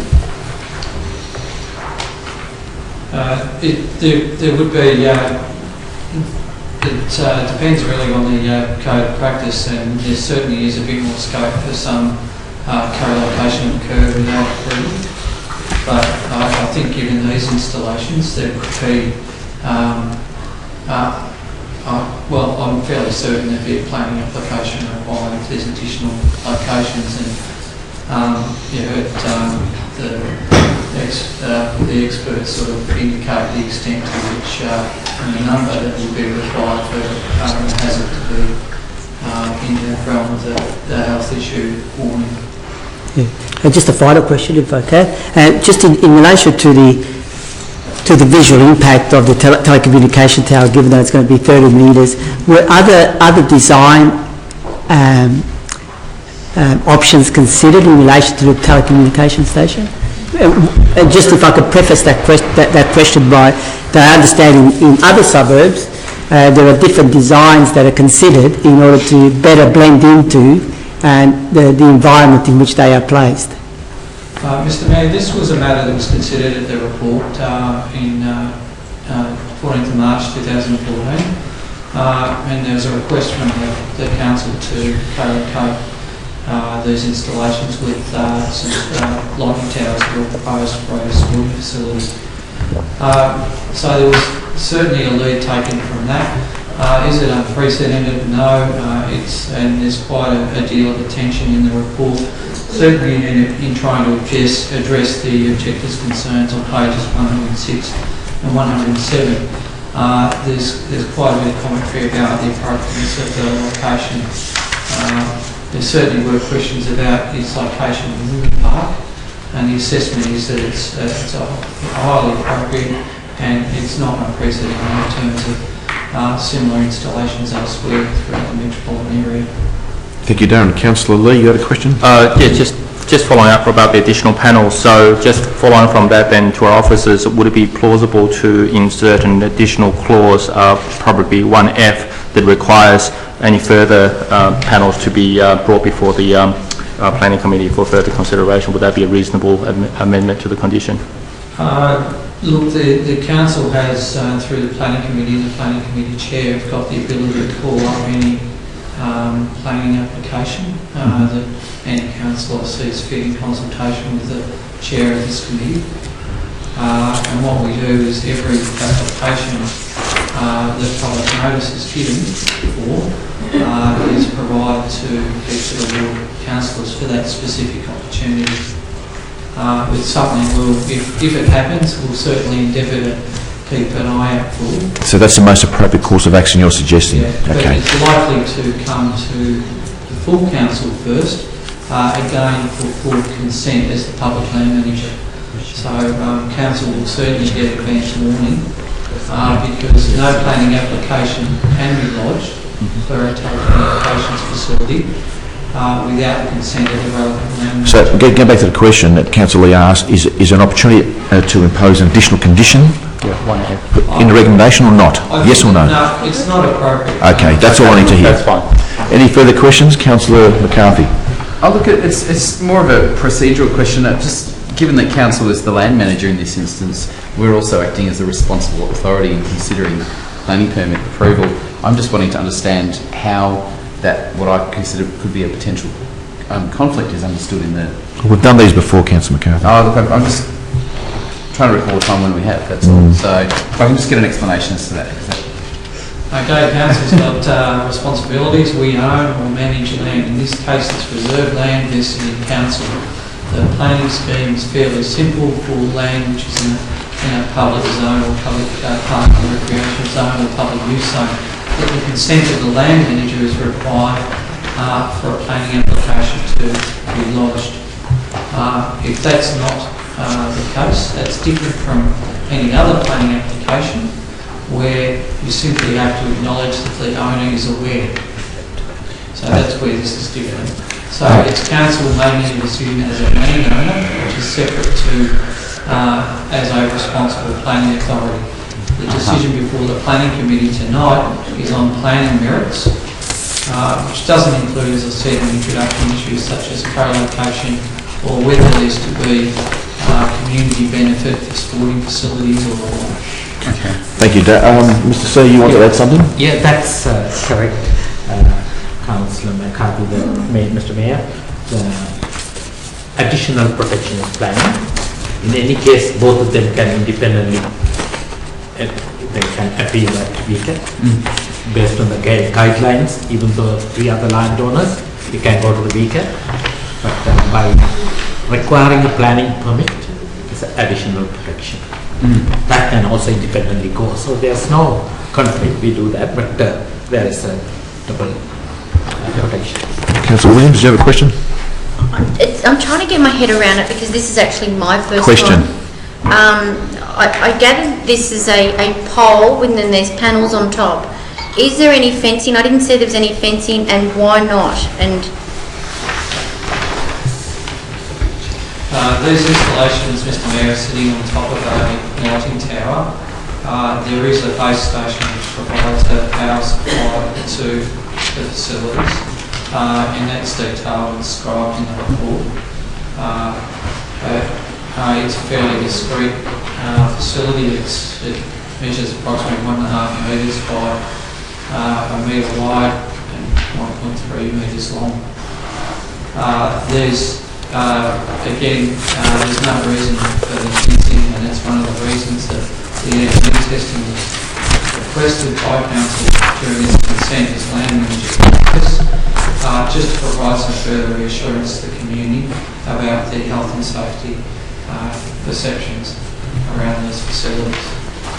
And as planners, we have to make decisions based on evidence, and the evidence simply isn't there to support that there are health issues. Okay, thank you, Darren. Yep. Councillor Lawrence.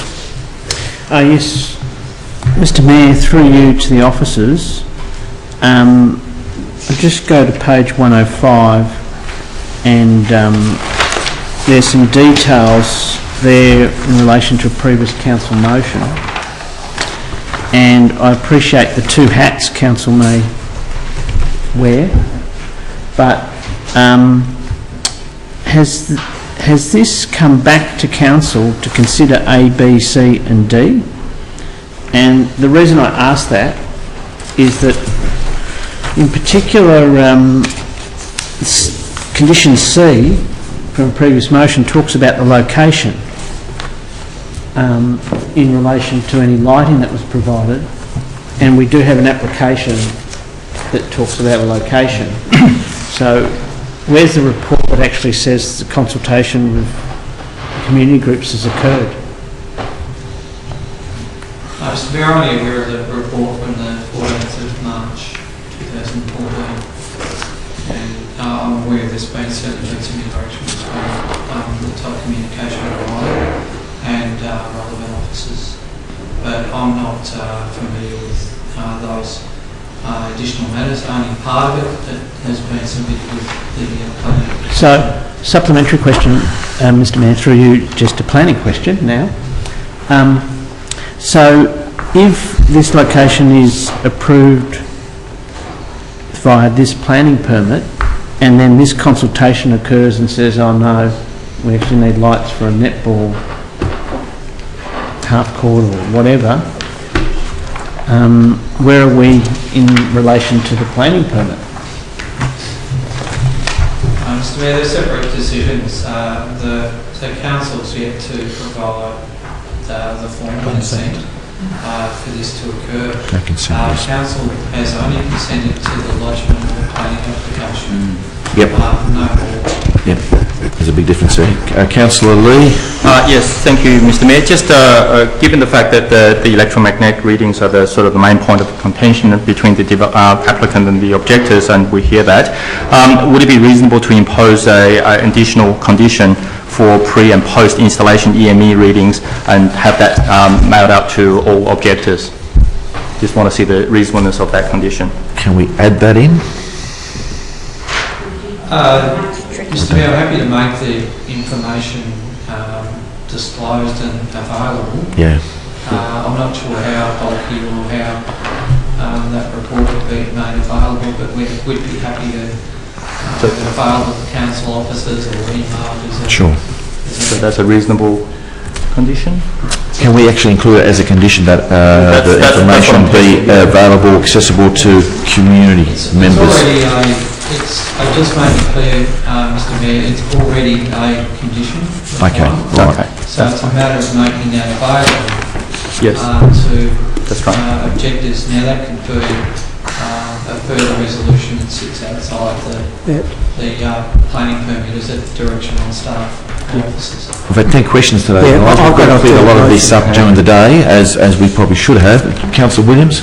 I'll just quickly, has there been consultation with the sporting clubs that actually play on we just asked. on the ground? And if not, then can we put that in the condition also? Mr Mayor, that's another hat for council. That's where we're starting to clarify the difference now.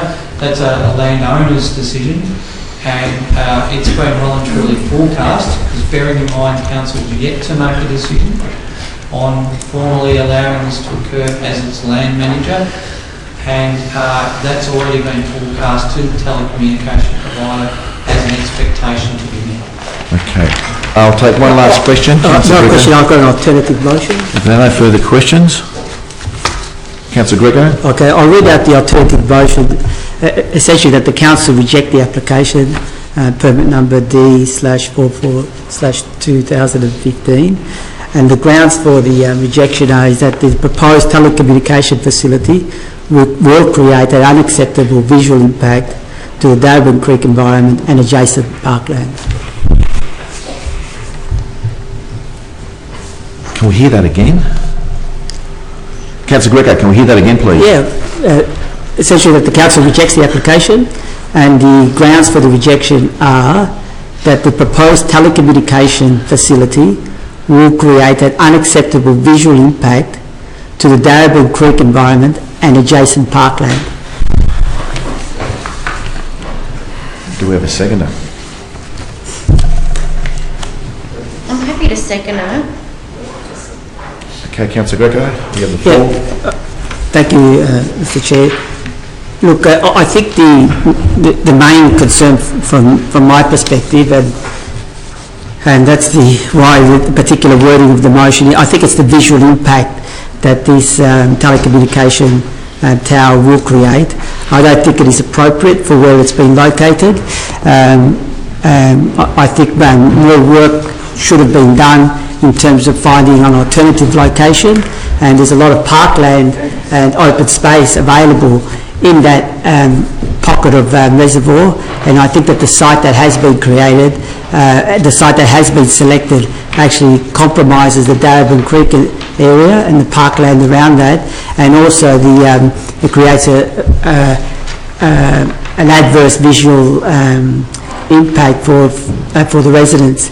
And that's not to say that the emissions, even though we've heard evidence here that there isn't any available evidence to say anything to the contrary in relation to the dangers of the emission, but I think the reality is, not the reality, I think the perception out there in the community that these towers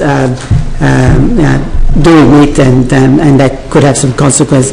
Now obviously the evidence is not there, but I'm just talking about the perception. And the final point that I would make is that I think not enough attention has been given to the design of the telecommunication tower. As I said earlier on in my question, is that I understand in other suburbs, out in the eastern suburbs, that there are designs for towers which blend themselves much better into the particular environment in which they are placed.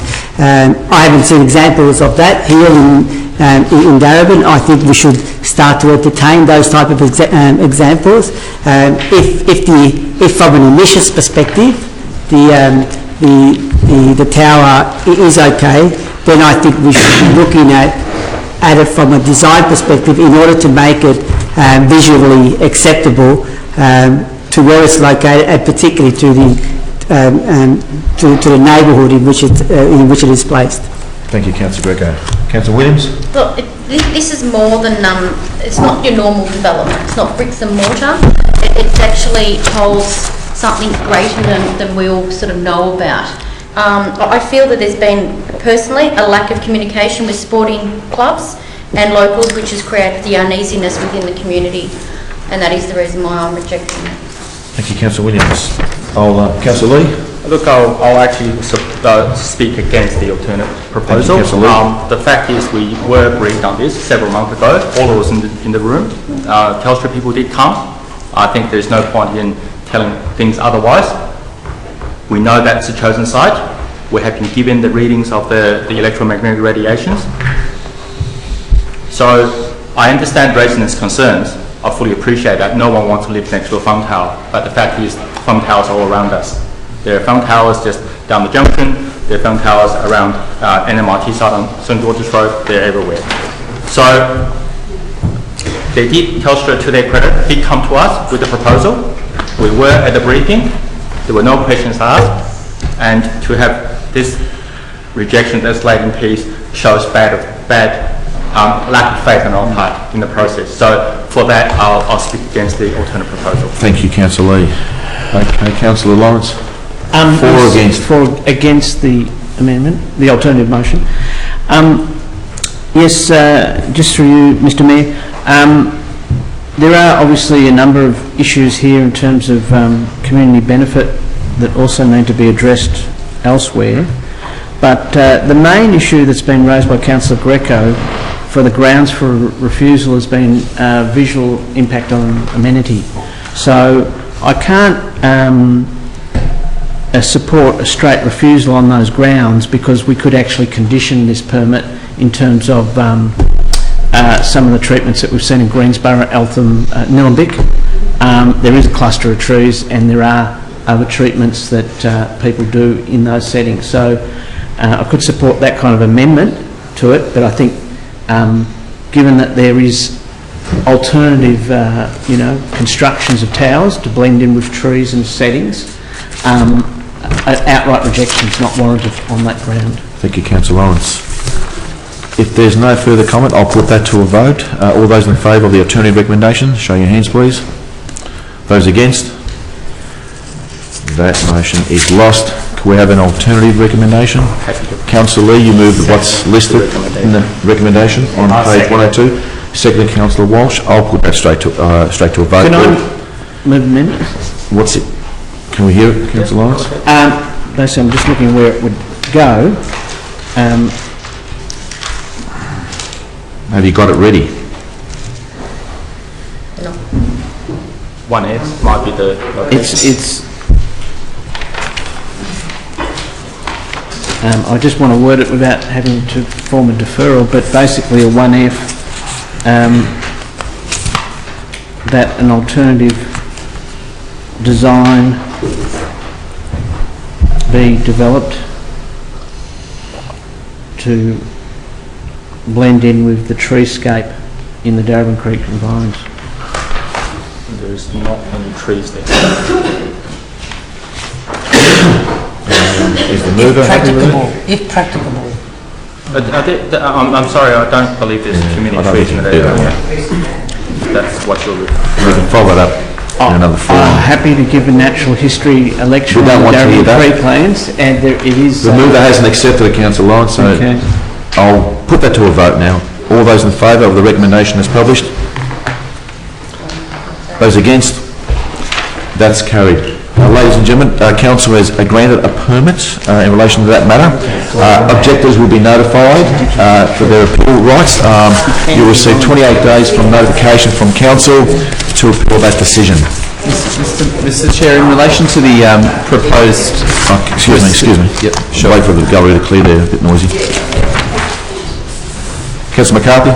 Just in relation to the proposal to make the... excuse me, Councillor McCarthy. If you want to continue the conversation, please do so outside.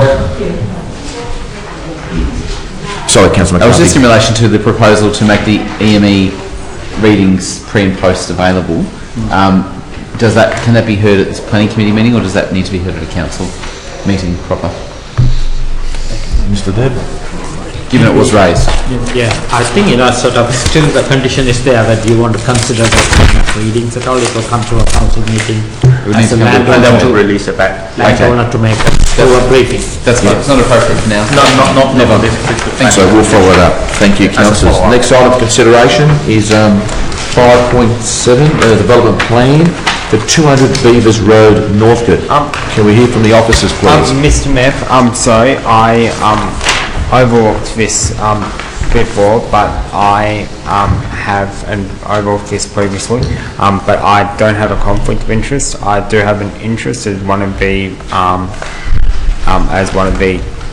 developers a long time ago did some drawings, but no money at all for. Can you write that down and submit it later, please, Oliver? Councillor Walsh. Over to the officers, please. Can we hear from you? Yeah, thank you, Mr. Mayor. This application seeks approval for a development plan, and that's a requirement as a result of a recent change through Amendment C122 and 124 to the Darabin Planning Scheme, which has introduced a residential growth zone and development plan overlay. And that development plan overlay is to coordinate the progressive redevelopment areas north and south of Beavers Road. This particular development plan before you is for the section north of Beavers Road, which is zoned residential growth.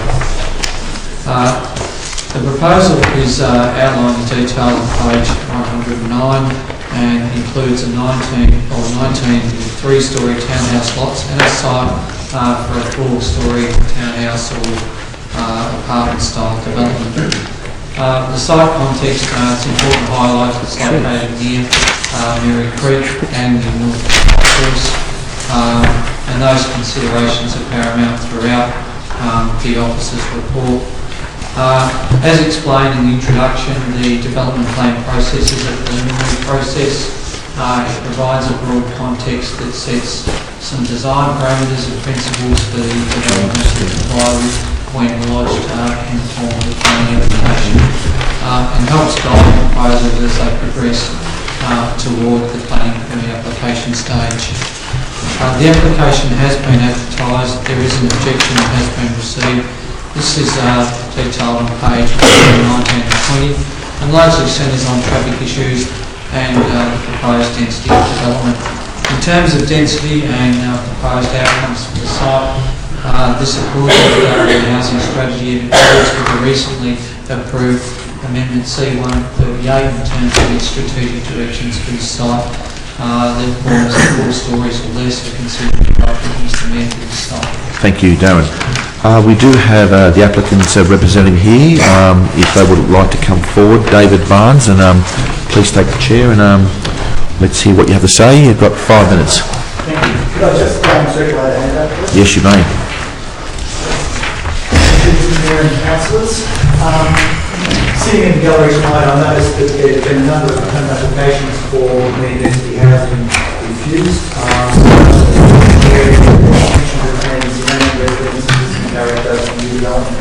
That's not the situation here. This is a very non-controversial issue. What's important to know is actually the second last step in what's been involved in the process in looking at redeveloping the northern part of the underutilised Appleton Road industrial area for residential development. And there will be many winners as a consequence of this. The Mary Creek, the Bucks and Mary Creek, interface will be significantly improved.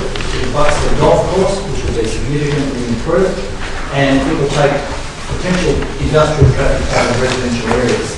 So it's a situation where the land has been rezoned at council's support on zones, and we are now looking at getting the development plan approved. And again, the council officers have been very cooperative and working closely, and they're very supportive of the development concept.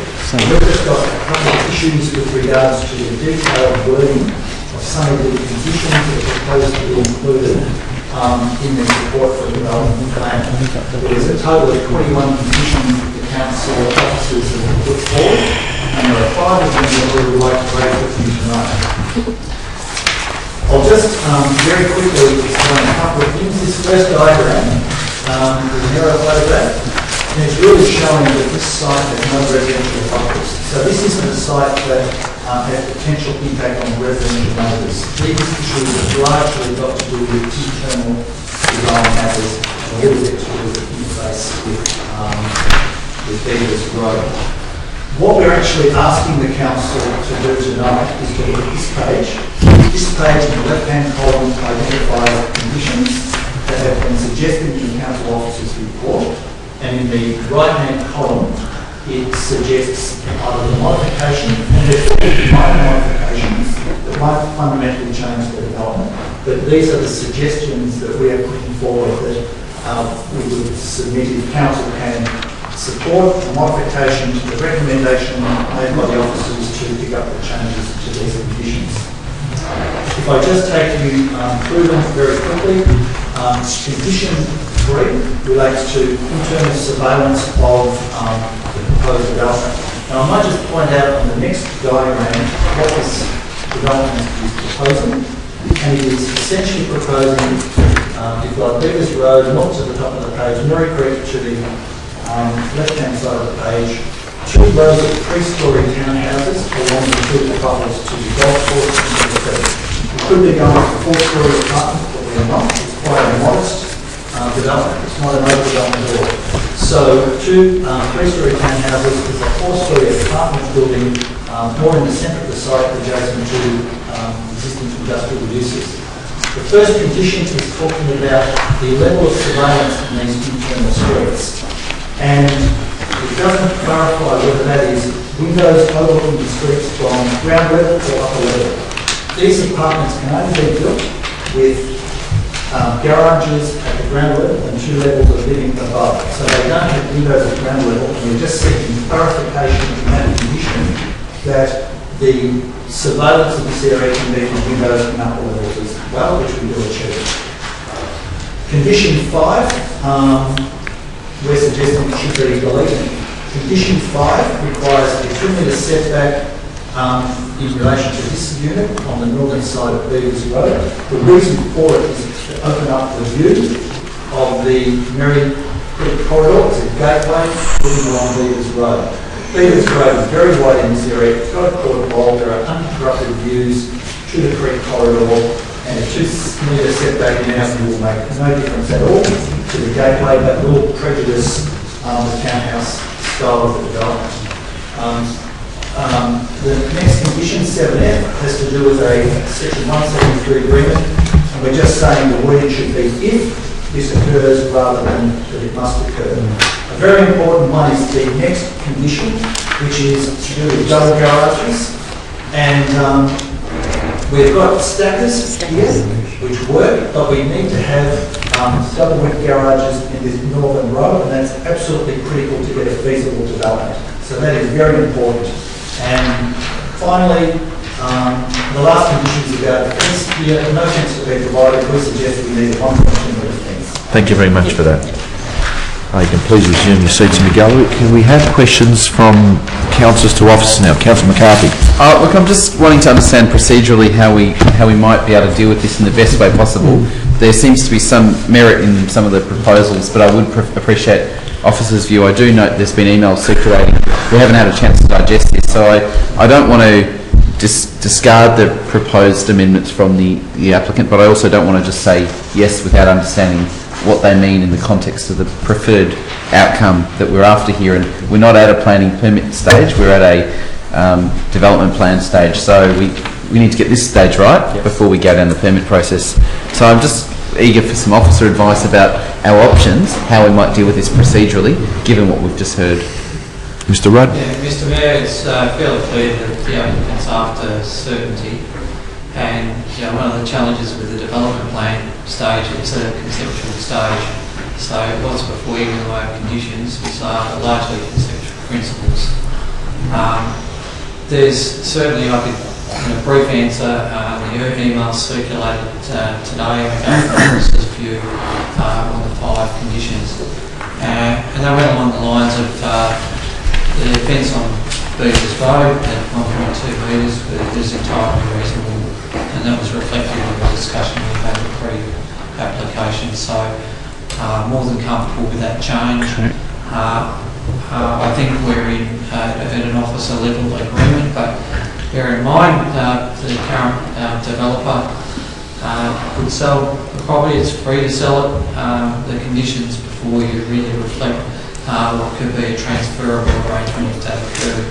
I have no issues at all, Mr. Mayor, with the way Mr. Coladetti's approaching the development, and I think he's in complete alignment with officers' view on how we see surveillance being achieved, how we see setbacks achieved through the creek reserve, how we see architectural treatments to the garage doors. Thank you. Councillor Lee?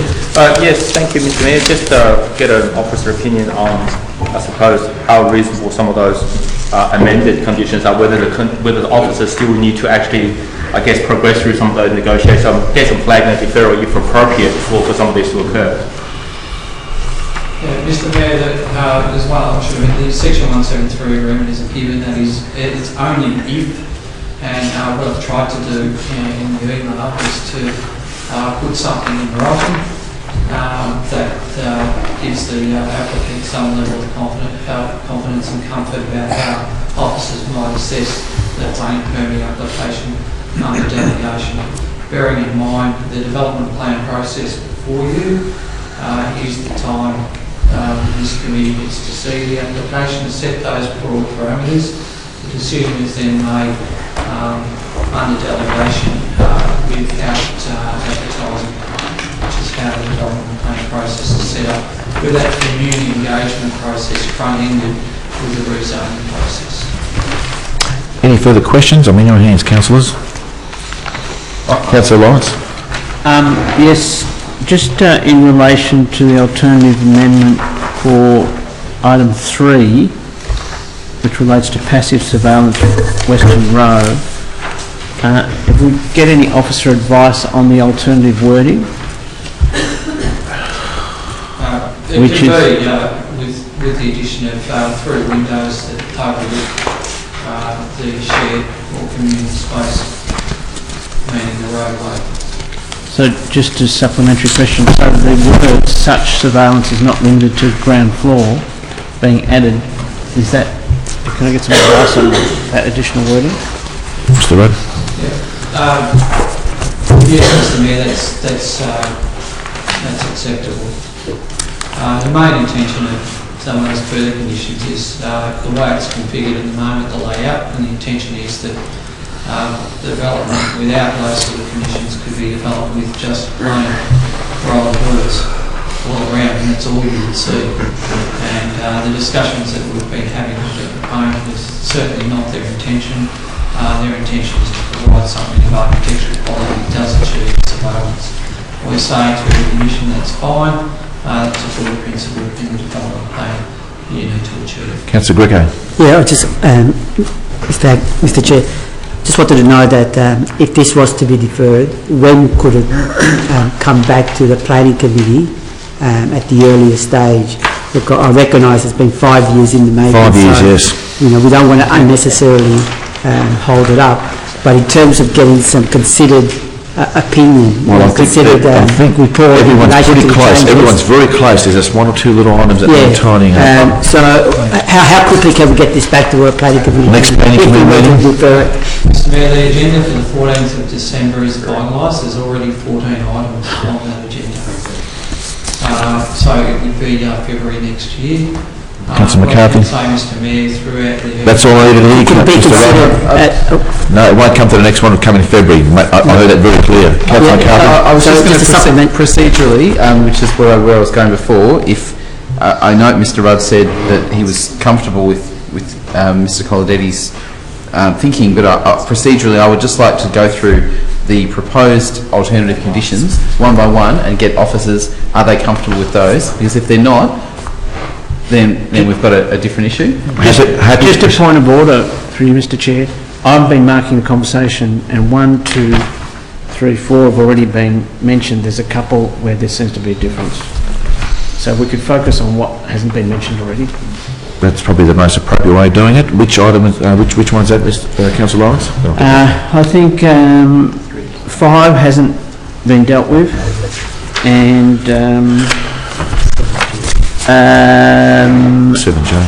7J hasn't been dealt with. So, Mr Rudd? Mr Mayor, it would help if I had the document that I beg your pardon. in front and I can answer. I'm going off memory from an email this afternoon. So the question was, sorry. So the question supplementary through the Chair is that we've had answers on various of them except for item 5 and item 7J, which both actually suggest delete a whole condition. So if we can get some advice about that, whether there is actually a conflict in design approach of the officers. Mr Mayor, my response this afternoon on that one is that there's flexibility, I understand, in this process, and whilst 2 metres is mentioned, that really puts the applicant on notice that with their planning application you need to justify how you achieve that objective. So if that was to be changed, if the planning committee want to change that, or otherwise achieve the objective of the view lines through Mary Creek, so that's justified. So Mr Mayor, your recommendation will remain 5 yes. I think the condition's appropriate. It's not a concrete requirement. It's putting the applicant on notice that if you do want to vary that, that's our minimum at this stage. Because bearing in mind property could transfer to another applicant, a different design scheme. That's the expectation. If you want to do something different, you need to justify that you can That's achieve clear. that. Could we hear from on 7J?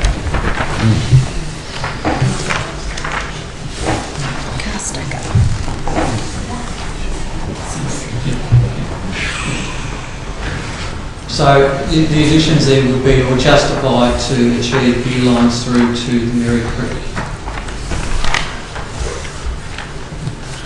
after setbacks. So what you're saying is that condition 7J remains as is? And No, not that was number 5. You were still finishing on 5. Yeah, or number 5 adds the words, just so there's that additional clarity, or otherwise justified to achieve view lines through to Mary Creek. Mary Creek.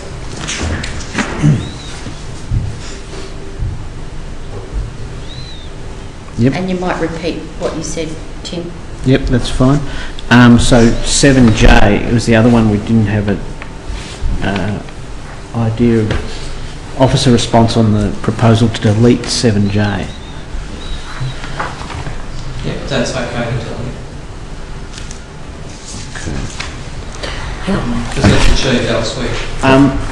Okay. And that's in relation to the car status. These were circulated earlier, but we've now clarified these, so... I'm happy to move an amendment, Hang on, I'll take one final question from Councillor Villela. Mr Mayor, I'm very uncomfortable with the way this has been handled. We've done this once before, where decisions are made. We've got, the applicant makes a proposal and we determine it kind of as we go along. I just don't think it's good practice. Yes. I think officers need to go away and deliberate. I notice there's a bit of communication happening now, and that concerns me because the officers are put under a bit of pressure. And I just don't think it's good practice to start indulging in this. So I would prefer to actually get the officers go away. Yes, I see some nodding. It's the officers to go away, deliberate, discuss, and give us a considered response, Mr Mayor, to some of these. I'm sorry. So you're making a comment, a question, or a recommendation? My question therefore would be, would the officers, in your advice, prefer... No, sorry. Councillor Villela, question of the officers? Question, is it appropriate to go away and consider some of these concerns? We've actually had these circulated early today. But we don't have officers.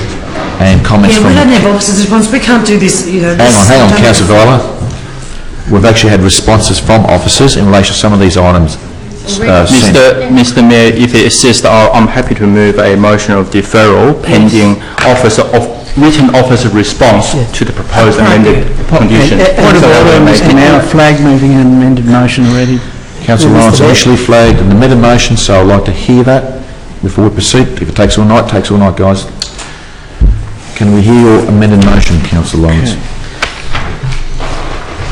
Okay, so just addressing the recommendation, the motion would be as printed with the following additional words to point 3, which is this following sentence: such surveillance is not limited to the ground floor. The following words added after the word setbacks on the officer recommendation, which is or otherwise justify view line to the creek. Sorry, is that otherwise justified to achieve? Justified view lines. Justified to achieve, yep. View lines to the creek. Additional words for 7F to add if and to delete to provide and to add is provided, which, so that's additional. 7J, officers have indicated that could be deleted, so that would be deleted, 7J. And in relation to 7K, officers have also indicated a 1.2 metre high fence with a minimum permeability as stated in the alternative wording here would be acceptable. Excuse me, Mr. Mayor, point of order. I had a question, but I wasn't able to, because you asked me whether I had a question or not. And I did have a question. Yeah, and I had a question too, Mr. Mayor. We have all day to answer these questions, guys, all day. I had a question. I had a question also, Mr. Mayor. And my question was to the officers whether they would advise to have more time to deliberate on these points. That was my question, but you didn't. But you cut. I'll allow that to be answered. Officers, my question was through the mayor too. Would you advise more time to be able to properly deliberate on some of these issues for procedural fairness, I suppose? Look, Mr. Mayor, it would be just helpful to give the applicant a little bit more certainty because we've tried to sort of answer as best we can through emails this afternoon. I appreciate this sounds difficult for the councillors present this evening. There is, we've just been talking, there is an opportunity with the indulgence of my director on the left-hand side. We could do, we could get the report back to the 14th of December with some indulgence just to... I think we're very close though, we are very close, so this shouldn't take much more time. So, as a result of that, another question, Councillor Greco? Yeah, look, Mr. Mayor, what I was going to suggest, again, in terms of getting some clarity, is that would it be an appropriate compromise, given that we have a heavy agenda on the 14th, the planning agenda, that this was to come back to us next week as part of the council agenda? Yes. And like that, we can just, all we need is just a couple, we're almost there, let's get the wording, let's get the process right, comes back next week as part of the council agenda, so that we can consider this. Possibly, but I understand we have a very long council agenda next week as well. This might be straightforward. Thank you. I won't take any more questions. Is it practical for a report to come to us for next week's full council meeting in relation to this matter, so it can be finalised after 5 years? Yes, Mr. Mayor, we can do that. Okay, I'll deal now with Councillor Lawrence's alternative recommendation, as he's read out here. Do we have a second for Councillor Lawrence's alternative recommendation? Second, Councillor Seeders. Councillor Lawrence, do you want to speak to it? Yes, Mr. Mayor. Look, I have been watching the emails go on this afternoon about this, and I did find it was quite complex because it was getting down into certain details in regards to the design overlay. However, hearing the officers tonight and going through these final words that were provided, the amendment I've put does not accept all of the changes from the developer, but accepts a number of amendments to adding words to item 3 to give clarity, adding words to item 5 to show the flexibility in relation to achieving the objective.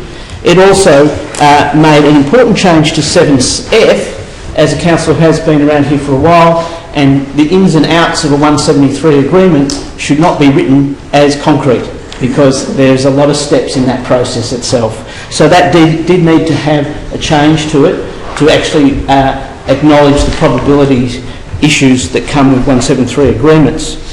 In relation to the deletion of J, that's gone through there too, and in relation to the fence in terms of 7K, there seemed to be a slight difference in approach there, but I think one thing to point out is the 1.2 metre high fence is a fencing that we have in our front yards. The 25% permeability addresses those environmental issues in terms of having some flow between the development and the surrounds. So, you know, I think that is a reasonable thing to put in. Now, I'm happy here. I don't know that we've given the developer everything they've requested in here, but I'm happy that we've actually addressed in this amendment where there is a chord between what the officers have responded to in email and also verbally here tonight and these final amendments. Now, I would note that this is the beginning. This is the rough cast notion of this, but it is casting a direction for a low-density development in many ways, and one that will be sympathetic with the residential surrounds there and sympathetic with the environment. And of course, we have seen with the Preston Market, people come back for different bites on development overlays. I hope this isn't the case. I hope we don't delay this. I hope we act firmly and grasp a good design and put that principles into this design development overlay tonight. Thank you, Mr. Mayor. Thank you, Councillor Lawrence. Councillor Sears, a seconder. Yeah, very briefly, I think upon hearing Mr. Rudd, I think what's important in this, in addition to the comments from Councillor Lawrence, and he's more or less covered all of them, is de jure we are actually considering an anti-flipping proposition to be embedded as part of the conditions. And I think that's an important consideration because, you know, this phenomenon has in fact been reported on in other municipalities where, in good faith, we go about our business in terms of vetting what the DPO suggests could be the outline, or, and as it's been reported in other municipalities, proposals themselves as opposed to the DPO, and lo and behold, it's been flipped by the new owner, and we have a new application underway.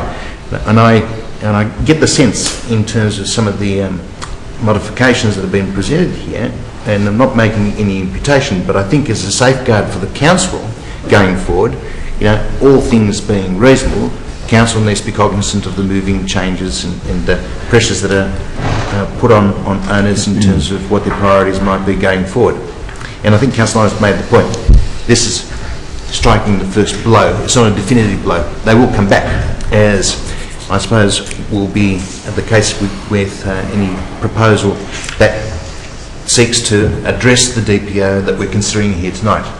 So I'm pretty relaxed because I think I've gone through this process with respect to Northern Horizons, even though these things, and this is where it becomes very important just in terms of history to wrap up, you know, having fidelity with the DPO is going to be a challenge, as we've witnessed with Northern Horizons. I don't see that this is going to be the case with this one, given its low-rise nature, and I'll leave it at that. Thank you. Speakers for or against? Councillor Villala. I'm speaking against it, Mr. Mayor, because I actually, for Sherwin, I would support a deferment of this. I've said it before. I think I'm not deliberating on the merits of the actual application. I just don't think it's good practice when we have last-minute changes where the officers, you know, are discussing amongst themselves what the proper wording should be. Officers should be left alone to do that kind of work, not under the pressure with the urgency during a committee, a council planning meeting. That's not the way it should be done. So I would prefer a deferment so officers can go away and deliberate, not being under pressure. A week here, a week there, I don't think it's going to make much difference. But certainly it's not a practice I would like to see flourishing. Thank you, Mr. Any other speakers? Councillor McCarthy. Just a question. If this motion was to fail, can a substantively similar motion be heard at a council meeting on Monday? I'm just unsure of where we are with this right now. Yes. Because I take Councillor Villala's point. It's only Monday, but I don't want to vote something down and not be able to hear the same. Well, apparently we can. It will be ready by Monday. Thank you. We will take speakers for or against. One at a time. Can I get an answer on whether a similar motion can actually be heard on Monday if this motion was to fail tonight? If the motion is lost, you can defer the thing to be brought to the council. We will bring it with additional explanations on the direction, whatever you ask. Okay, so it can be done. No guarantees, but anyway, it can be done. Can I ask for any speakers for or against? If not, I'll put that to a vote. All those in favour of the recommendation? Those against? Can I see that again? Yes. All those in favour of the recommendation, raise your hands. 4. Those against? 4. One abstaining. One abstaining. Abstaining. Where are we there? First time in history. First time ever. I'm not against the proposal, but I think that's a refusal. That's counted as a refusal, so the motion is lost. Third division, Mr Mayor. Okay, those in favour, please stand. I name Councillor Walsh, Councillor Lawrence, Councillor Fontana, Councillor Cetus. Those against, I name Councillor Lee, Councillor Williams, Councillor Villela, Councillor Greco, and we'll note that Councillor McCarthy has abstained. So therefore... So can I move now Hold on. Okay, so I now move that that motion is lost. Okay, we have an alternative recommendation. Can I move an alternative motion that the councillors, that the officers' report be deferred to next possible meeting. The next possible meeting, preferably the council meeting next week. Do you have a second? I'll second that if it specifies the council meeting on Monday. There's no reason to delay that. Well, I'm happy to do that to the next council meeting. Councillor Greco, second Councillor... Just to add, officer report containing recommendations. Well, if I wasn't cut off, I would have said that. Yeah, but also the officers' report and their recommendations in relation to the changes that have been proposed by the developer here tonight. Thank you, Councillor Greco. Second that? And that's specifying the council meeting on Monday the 7th of December. Yep. I'm happy to second it, Mr Mayor. We have seconded it, Councillor McCarthy. I'll put that to a vote. All those in favour? That's carried unanimously. That's members of the gallery. That's been deferred until next week's council meeting. So we'll make a decision then. Thank you, councillors. Next item of consideration is 5.8, 830 Plenty Road. We're nearly there. We're nearly there. Okay, over to the officers, please. If you want to have a break yourself, please leave the room if you want to. We'll keep moving. Councillors, over to the officers for 5.8. Thank you, Mr Mayor. Just to introduce this one, it's a proposal to extend the expiry date of the planning permit. The planning permit has expired in recent weeks, the end of October. The request is before this committee simply because Council recently approved or adopted Amendment C137, and the officer delegation routinely officers will deal with the extension request in accordance with the guidelines set out very clearly by VCAT on how extensions of time can be considered. There's an additional parameter in here that I've mentioned around natural justice, which is very important and has serious ramifications for council if this request is refused. The application and the report are pretty straightforward there. It details what those VCAT parameters are, what we're obliged to consider. It is a first extension of time request, and the recommendation is that that request be supported, despite the adoption of Amendment C137 for the risks that are highlighted in the report. Thank you for that, Darren. We have the applicant's representative here this evening, so if you'd like to please join us at the front here and present to us your case. You have 5 minutes, and please observe the screen so you know how you're going with time. Adelaide Smith, over to you. Thank you. Thank you very much, councillors, for the opportunity to speak. My name is Adelaide Smith, and I'm a planning consultant with Urbis, and act on behalf of Homestead Proprietary Limited, who are the owners of the site, and we assisted them in gaining the original approval in 2012. The client worked very collaboratively with council to gain this original permit, and we maintain the position that this will be a great contribution to the Summerhill Activity Centre and reservoir more broadly.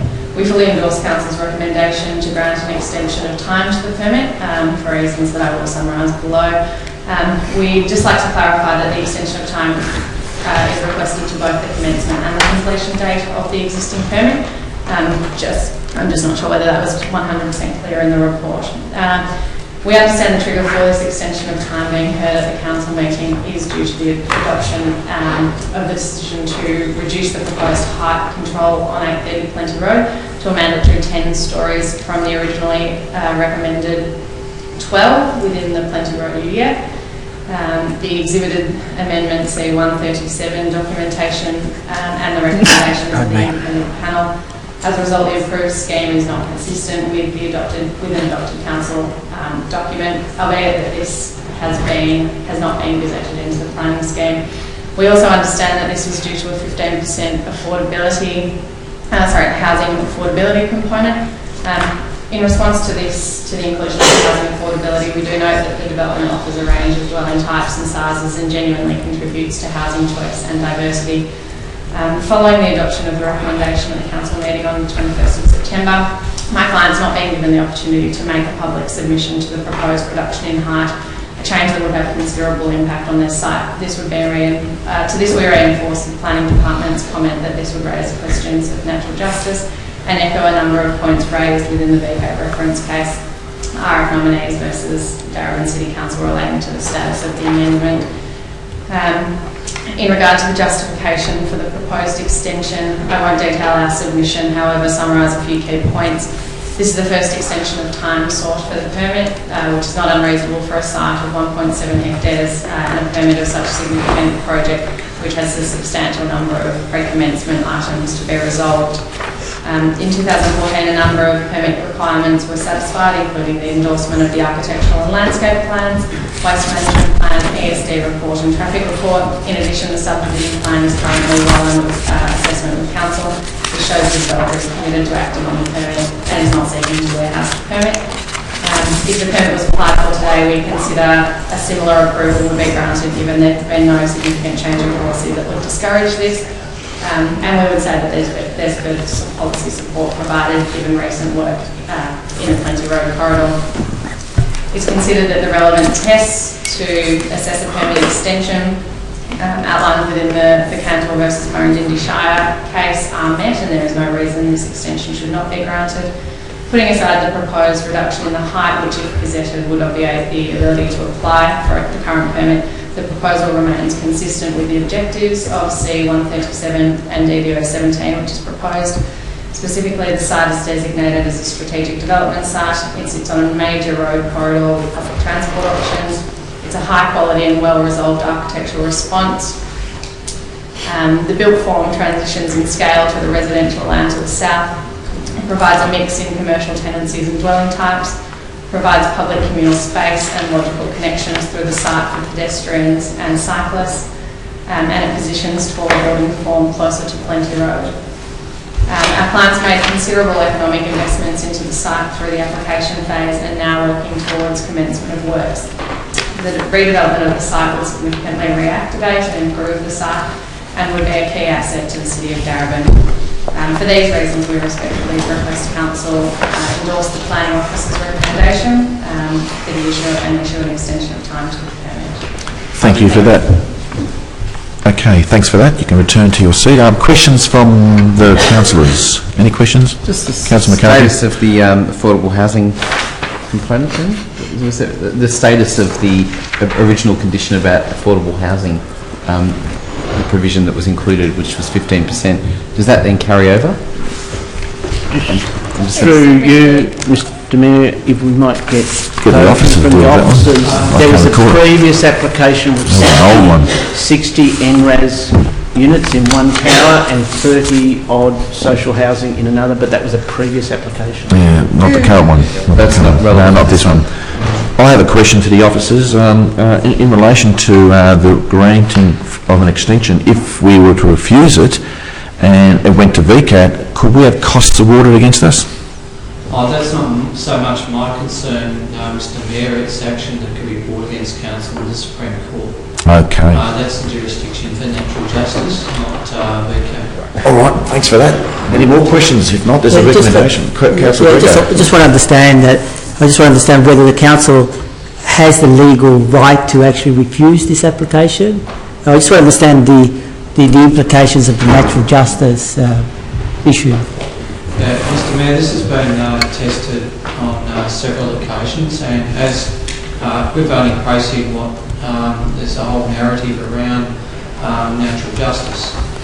And I'll paraphrase this, it's really around where a council may make an administrative decision that impacts on a property owner, and those impacts in their view may be considered to be substantial, and council has not afforded them the right or natural justice to a hearing, to make submissions to that authority or to council on the changes proposed. Now, arguably, there are those grounds where you do alter something like the height limit, and you do that without the opportunity for a further hearing. That's our concern. There's certainly enough case law to suggest that council ought to be very careful, given the amount of significance of this proposal. It is a considerable proposal. There have been many hundreds of thousands of dollars spent to get to this point. In terms of the Mayor's question about costs, they're relatively insignificant in VCAT, but they are considerable when we enter into the Supreme Court arena, both in defence but also in a situation where you may be facing costs. Okay. Any other questions, councillors? If not, there's a recommendation here. Have someone move that? Move Councillor Seedis, second to Councillor Williams. There's no debate. Just to say that, look, it's not without precedent. The issue substantively for council has always been about the proponent who is seeking the extension to actually get on with the job, because it's not there as a mechanism, that is the request for the extension to be done ad infinitum. So at some point they will have to break ground. This is a bit of a hurry up, and if you look at the conditions in terms of the timelines here, you would have thought that by implication we're talking about a non-renewable scenario in the circumstance that if a similar circumstance presents itself, we'll be talking about a new application, not what was presented originally in terms of what had received a permit and subsequently then received an extension. So there's a certain flow about that, and we've been pretty strong about this in previous instances. So I think there's a bit of consistency in the narrative. And in terms of your point, Mr Mayor, in terms of the question that was addressed, there's a little profit for the council to engage in a meaningless skirmish which would only impose costs against us in terms of saying no. I'll leave it at that. Thank you. If there's no further debate, I'll speak against the... Speaking against Councillor Burgo. I think it was placed as a condition of the permit when it was approved, and if you look at page 141 in the officer's report, it talks about how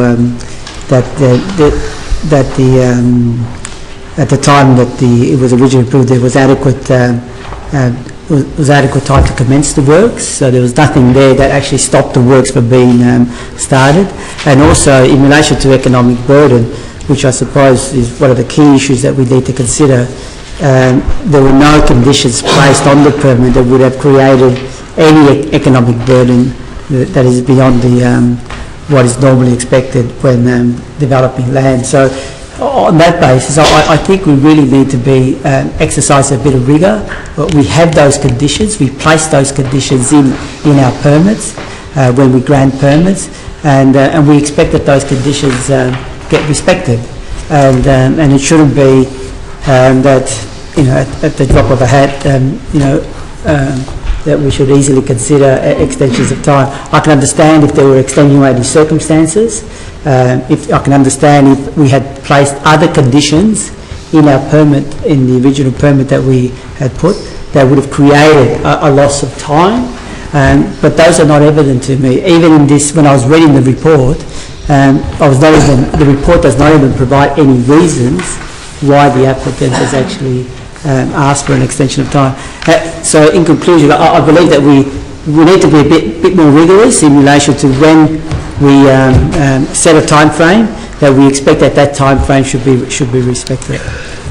Any further comments from councillors? Councillor Lawrence. I'll just speak in favour of the motion.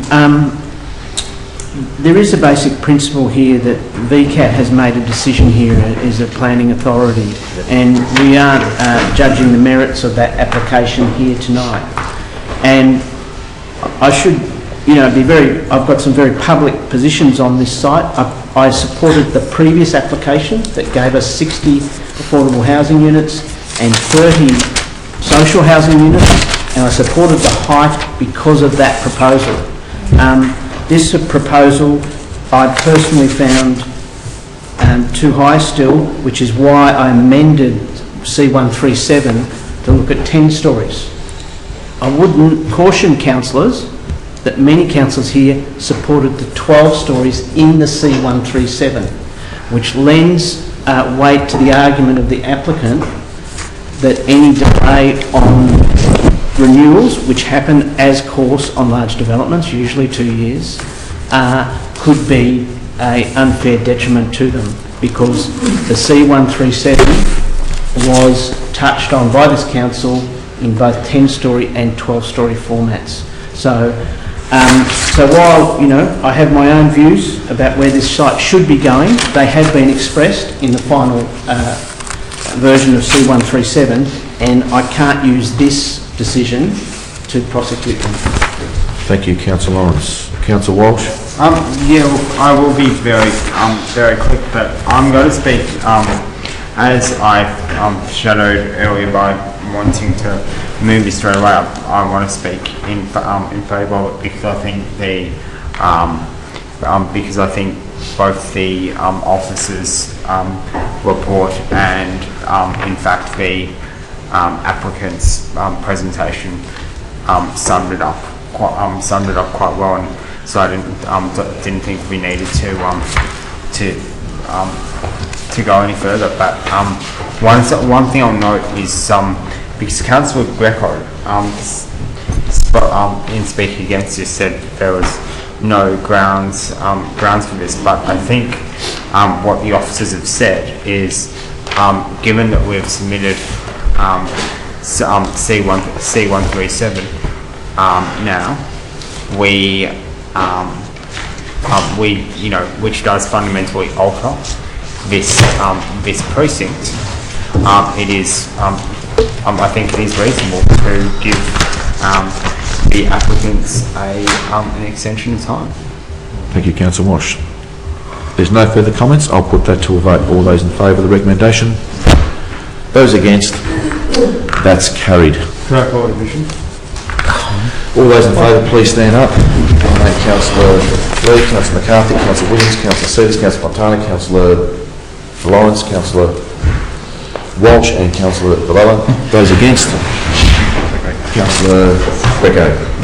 For the benefit of the members of the gallery, Council has approved the extension of the permit there. Okay, we'll move on to the next item. The last one for this evening is 5.9, application for a development plan for 332-336 Gooch Street, Thornbury. Over to the officers. Mr Mayor, this application seeks approval for a development plan, and the proposal before you facilitates for in the order of 20 to 25 three-storey townhouses. The proposal before you is fairly well considered. It also provides replacement parking. One of the things I want to highlight in the officers' report, there was quite a dialogue with the Darren Creek Management Committee, and that has confirmed support for the setbacks proposed, given the site sensitivity to the creek. The application has been advertised. There are no submissions received, and there's been again quite a bit of collaborative work to get a design outcome that officers see comply with the requirements of the development plan. I'll just point out it's the last of the stage approval for that area that probably rezoned some years ago to provide for mixed use development. Thank you, Mr Rudd. There's no speakers there's no speakers for the applicant, or there are no objectors or no submissions received. Any questions from councillors? Councillor Walsh. Thank you, Mr Mayor. Just one question to the officers. The summary mentioned the site is identified as sensitive to Aboriginal cultural heritage. Could the officers outline to the council in terms of elaborate on that and the impacts that could have on the development? Mr Mayor, it's not a matter that's considered at the development planning stage. That's the next stage if a planning application comes in. That must be satisfied prior to a planning application being lodged. So accompanying the planning application is either a cultural heritage management plan or a statement to the effect that says the site has been subject to substantial disturbance. And that's a statement from a qualified archaeologist. Thank you. It's a development plan, guys, not an actual planning application at this stage yet. Are there any further questions? Any further questions?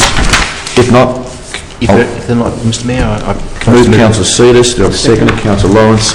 There's no debate. I'll put that to a vote. All those in favour? That is carried unanimously. That concludes our reports this evening. We have other business to consider. I'll move that all three others moved on block. Second. Councillor McCarthy has moved and Councillor Seedis, so we consider 6.1, 2 and 3 to be moved on block. All those in favour? That's carried. I'll now ask someone to move. Happy to move the Councillor McCarthy. Second, Councillor Seedis. I'll put that to a vote. All those in favour? That's carried. Thank you. Thank you. Councillors, officers and members of the gallery, those who remain, that concludes tonight's meeting. Thank you, Mr Mayor. Thank you.